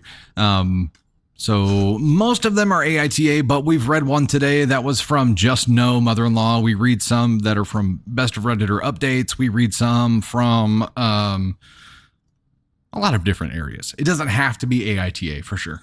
And especially on follower submissions, it certainly doesn't have to be an AITA.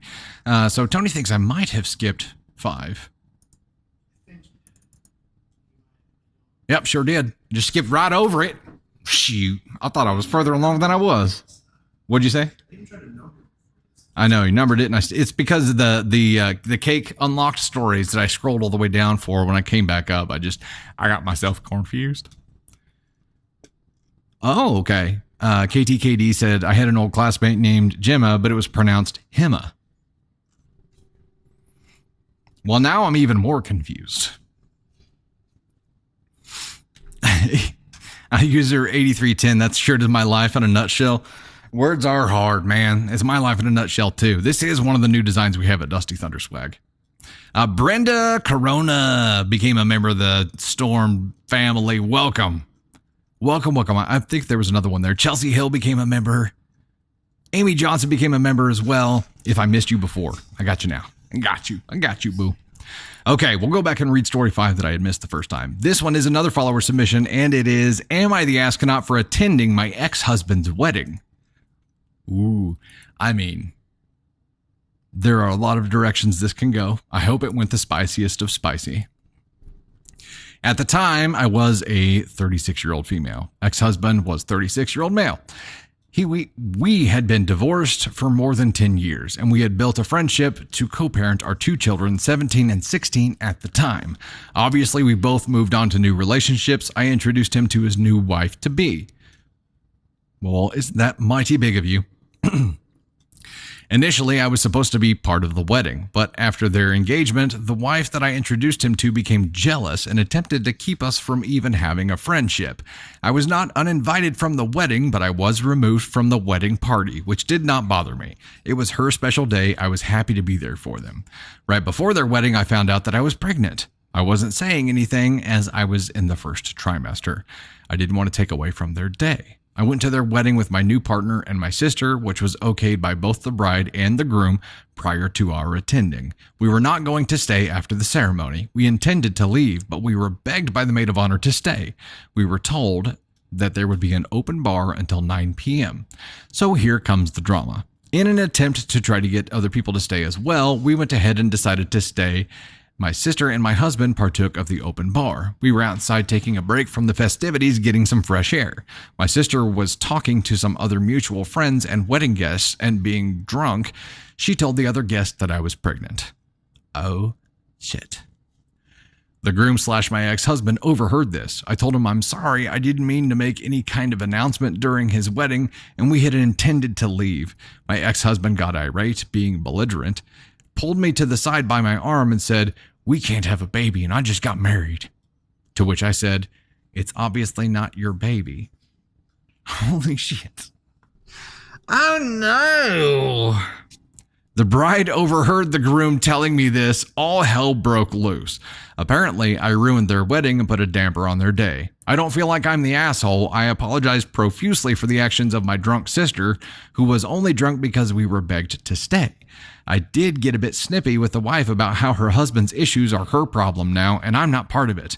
None of us are friends any longer due to other issues. But in retrospect, was I really the asshole for even attending? Okay, so this was all fine and dandy until your ex-husband, who was the groom on this day, overheard someone say that you were pregnant and pulled you aside by the arm and said, "We can't have a baby, I just got married." That was the point at which this shit got turned sideways. And that wasn't your doing. That was him being belligerent and saying something he should have never said in the first place. Oh my God. No. Okay. So look at it this way. You're not the asshole for attending. That's not where this went sideways. It was what drunk people said, and that will happen. There would have been drama if you did not attend, right? OP, are you in chat? Maria, yeah, that's the whole thing. Why did he say we? He said we, hopefully because he was drunk. How long had they been apart? They had moved on to new relationships. We don't know how long they had been apart. OP, if you're in chat, let me know. They were together for 10 years, right? Not apart for 10 years. Oh no, you're right. We had been divorced for more than 10 years and we had built a friendship to co-parent our two children, 17 and 16 at the time. And then he said, "We can't have a baby. I just got married." To which I said, "It's obviously not your baby." So either, yeah, I was apart for 10. You guys are right. I have the words in front of me and you all know the details better than I do. So hell, Sandy McKenzie says, "Let's be honest, the drama is probably what made the day more memorable." You're probably right. Carrie, that's the big question here. Is there a chance that it could be his? Apparently his drunk ass thought so, and that's either because he was so drunk that he doesn't know, what effing day or year it is, or what wedding he's at, obviously, and just blurted this out because they have kids already, or they had something going on while they were divorced and separated, and that slipped out and caused some issues. But either way, I'm guessing he was with his new partner, now wife, long enough to where that shouldn't have been an issue at all. So that would be tough. That would be tough. Green Kitten, hello. Well, yeah, what's up with the groom? There's some stuff going on. Some stuff going on there that we don't understand, but it's not your fault, OP, and that's the kicker here. That's the kicker here, is that there would have been drama if you hadn't shown up. There was less risk of drama with you showing up, except that drunk people said drunk people things, and it wasn't your fault. I understand the bride being pissed at you because what's she gonna get mad at her new husband at her wedding? Probably should, for him getting that belligerent and saying that shit, but we'll NTA it. We'll rock the NTA here. Not the asshole for attending. No, and that's the specific question here. Not the asshole for attending. It's a tough situation. Lil Amber subscribed and became a member of the Storm. Welcome to the fam. Becky subscribed and became a member of the Storm as well. Welcome. Glad to have you all here.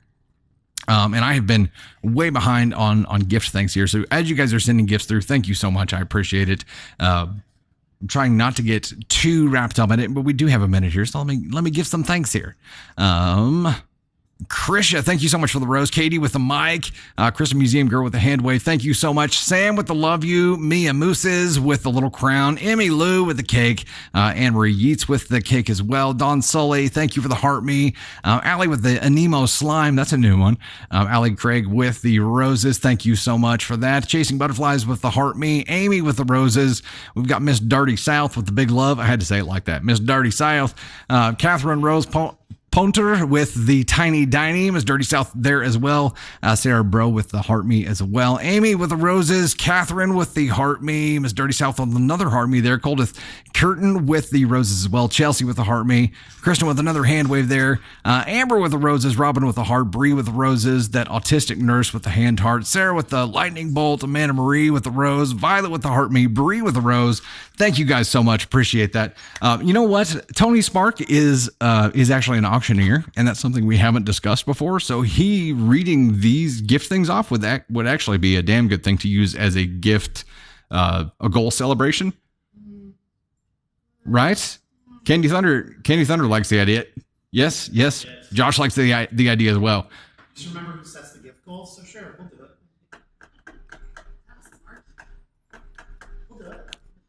He's less snarky, more sassy. It was the sassy thing. I think it would be enjoyable, and it's tough to catch up because there are so many of them. I think the only way that you could catch up is if you took the auctioneer approach, and I personally would love to hear it. We don't get to hear your auctioneer voice hardly ever, and we work with you every day. You've retired? I retired. At the ripe old age of what? It all went downhill after I bought the cow. He said it all went downhill after I bought the cow.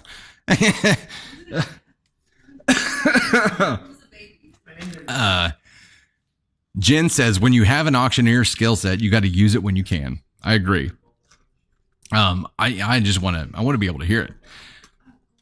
Jenny says, we just want to hear our names. Yeah, that's why I was trying to catch up there. And I need to do a better job at staying on top of it. It's either like an all or nothing thing in my mind, which I've got to get away from. I've got to find a way to do that much better. But thank you guys so much, including you, Jenny, for giving the gifts and helping support us along the way here. We deeply, deeply appreciate it. Look, Candy Thunder threw one there too. Candy Thunder sent cloud bread to me. Thank you, Candy Thunder.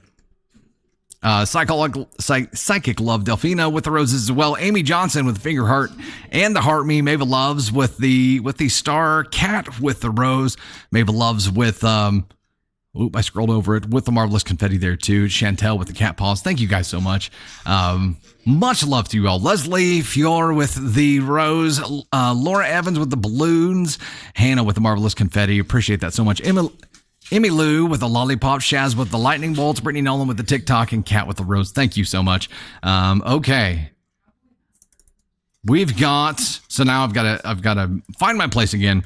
Okay. We've got another follower submission to read here, and this will be the last one that we do on the public live stream. Then we'll switch over to do the sub only live with Candy Thunder and with Tony Spark here. So rocking it. The last live story of the day. It is another follower submission. This one is, am I the asshole for being upset with my sister-in-law? I, 25 female, and my husband, 27, have been married for just about 6 years and together 10 years. We started everything at a young age, got married when I was 19, 2 months away from 20, bought a house and found out I was pregnant with our first daughter 3 months later. We are still in the same house. Our daughter is now 5 years old. I've always wanted to live in a decent-sized house on land and have farm animals such as horses, chickens, goats. I was raised like this as a kid and want my kids to have this too. The past 2 to 3 years, my husband and I have talked about this dream, but there was something that didn't allow us. Change of jobs, pandemic, now the crazy market, etc. My husband has a little sister who I love, but we've noticed she's been competing with me and my husband. After we got married, bought a house and our daughter, she goes off and elopes with her boyfriend at the time. Then they needed to build a brand new home about 10 minutes away from our house. I needed a new vehicle as the transmission was going out, and I got my dream Jeep. It wasn't new, but I love it. Both the sister-in-law and her husband needed new vehicles too, like brand new with 3 miles on them. 2 years ago, my husband and I decided to try for baby 2, and excited to tell the family. 2 months later, sister-in-law announced she is expecting her first baby, and I went through infertility due to my PCOS. After 15 months of no luck with baby 2, we decided we are ready to do touch-ups on our house, sell it, and build our dream barn dominium. Of course, we still didn't catch on and told our family. Then that month, I found out I was pregnant with baby 2, so we decided to put this plan on hold and prepare for our second daughter. Now to present day, my sister-in-law announces they bought a fifth wheel and are putting their house on the market ASAP and plan to live on the land in their fifth wheel while their barn dominium is being built. This was mine and my husband's dream and planned to the T after the market drops and our second daughter is born, and now she has to do it right now. Right now, I'm extremely pissed. I'm 6 months pregnant, and yes, pregnancy hormones, but I'm pissed she has to one-up us and be better than us. My husband is really hurt with his little sister, but I am not sure how much longer I can keep quiet to maintain the peace between our families. I want to yell at her and tell her to stop competing with us and for stealing our dream. I know she stole our idea dream because when I told her our plan, she had no idea what a barn dominium was, so I had explained it and shown her the pictures. So am I the asshole for feeling this way? Right off the rip, I can tell you you're not the asshole for feeling that way because you can't be an asshole for feeling something. It is simply what you do with it, right? So right now, no, not the asshole. You could potentially take this anger and do something with it that could make you the asshole. But this is tough. Oh, okay, gotcha. If you... Sorry. Whenever Tony Spark hands me a note, I feel like I have to read it right then because it could be something urgent that I have to do like right away or something that I've screwed up. If you have missed stories from earlier on, just know that this whole live will be posted tomorrow on YouTube. So you'll be able to go back and watch everything that you've missed if you did miss something. Also, we are going to be chopping up stories from this like we do the Monday night lives and use these as individual posts as well so we can have more posts coming off every day. So you'll get to see the stories one way or another. But for all the in-between fun stuff, you'll be able to see that on the live that's posted tomorrow. There are a couple of different ways to look at this situation. One, which would be the probably best way to look at it, is that imitation is flattery.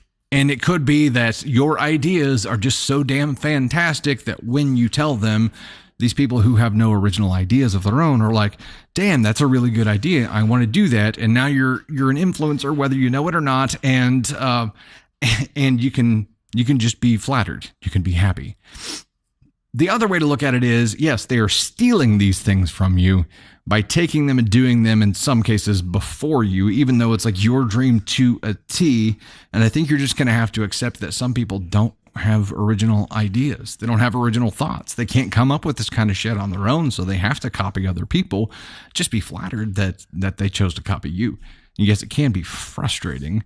I know this from experience. You either got to ignore it or you got to create distance and go no contact. If you can't ignore it, you're going to have to create distance.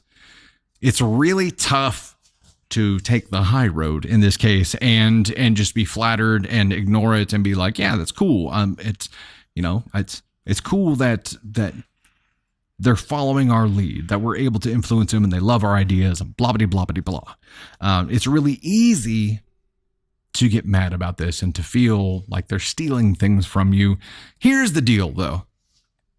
And whenever this happens, I try to remember this little piece, because people who have no original thoughts and can't come up with this stuff on their own are always copying it. They are never going to do it the way that you would do it. There is always going to be this hollowness behind it because it's not going to have the same vigor. It's not going to have the same passion behind it. It's not going to have the same driving force and fulfillment behind it that you would have because you had the original intention and reason and passion behind doing it. They're just doing it because they couldn't think of anything else to do, and your idea seemed like a pretty damn good one. So they are never going to do it as well as you would. That is tough to keep in mind, but it is an important piece that I think prevents you from sacrificing things that you really want to do just because someone stole them from you. Ultimately, in 20 years, if you look back at this, you're going to be like, who gives a shit? Who gives a shit? You want to do these things for you, so what if they do them as well? They're going to do them in an empty, hollow way because they can't think of original shit on their own. Let them try. Let them try to copy it. Let them try because they're never going to do it in the original way that you were going to. Now, that's the way I feel like we should feel. That would be the ideal way to feel. It's just tough to make yourself feel that way. So your feelings are warranted right now. It's just, what do you do with them now? Where do you take them? And it's, if you can live with it without going no contact with her, great. If you can't live with it, without going no contact with her, go no contact with her. Either way, you're justified. Just do whatever works for you. Sarah says, I voted behind the camera tour. We talked about doing that in a sub-only live. I think we are definitely going to do that in the sub-only live at some point. We have to do it. We can't do it with my current setup, though. It's got to be done with the phone. So I don't know. We don't have that planned for today, but it will be done at some point. Carmelo says, you are comparing. Stop. Who cares? Live your own life and be happy. They are only ideas. Christy M says, tell her you want to breed guinea pigs and watch them take over. LOL. There are some similar stories back from way back where you could do something like, now that you figured it out, start sabotaging and telling them that you want to do these really expensive, ugly things like that one OP did with the purse that was extremely expensive and super ugly. And then when they show up with these things that you said you were going to do and they realize that you were just misdirecting them, they're going to get all pissed off and expose themselves. So that's a play. That's a play too. It is 4:55 p.m. Central Time, my time.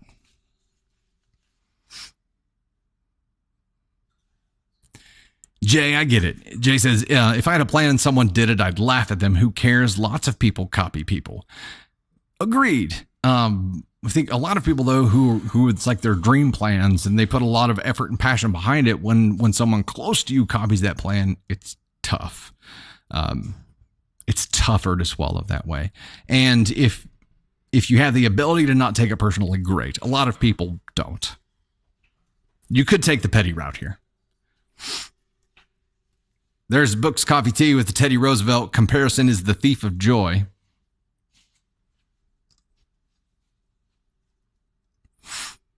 Try Shelb Atops. Is there ever really an original idea? Not really.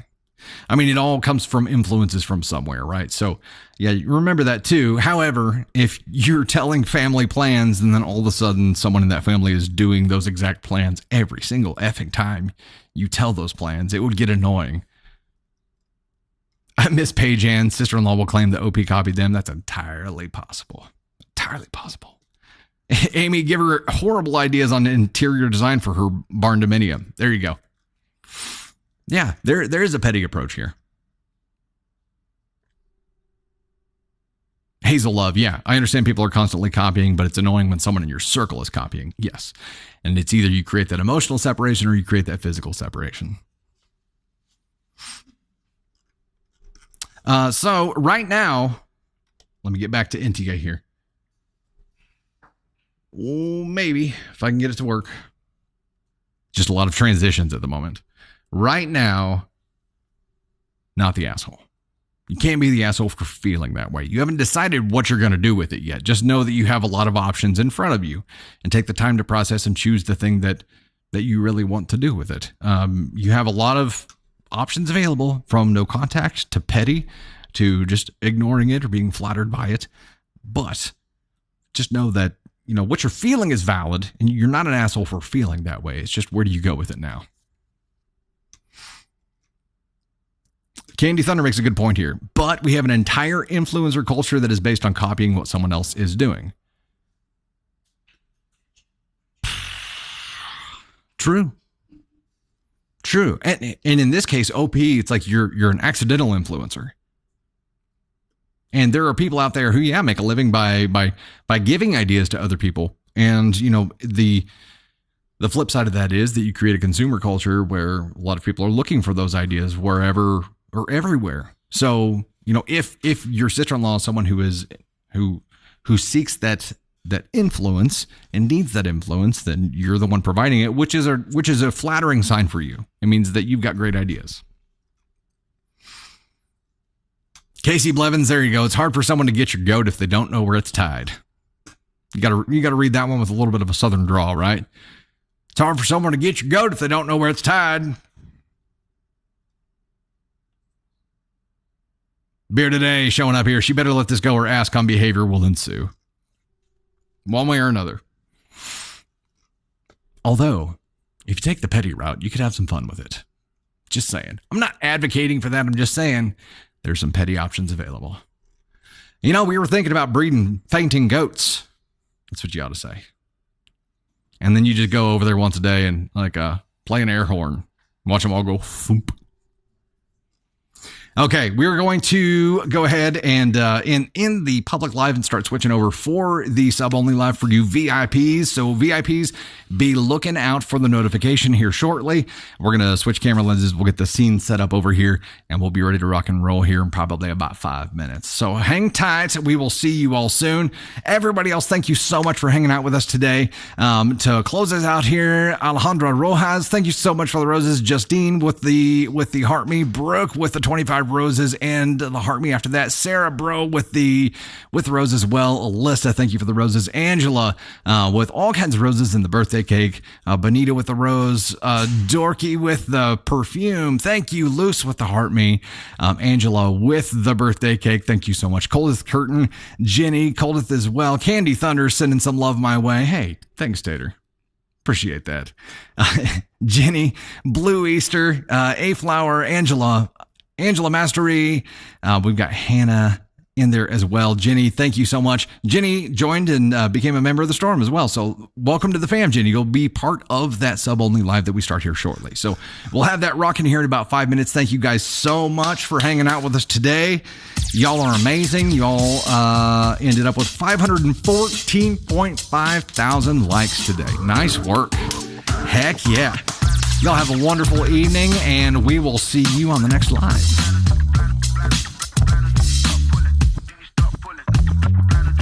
You gonna come dance, Tony? He says no. Josh? No. All right. We'll see you for the sub-only live here shortly. Thanks, guys.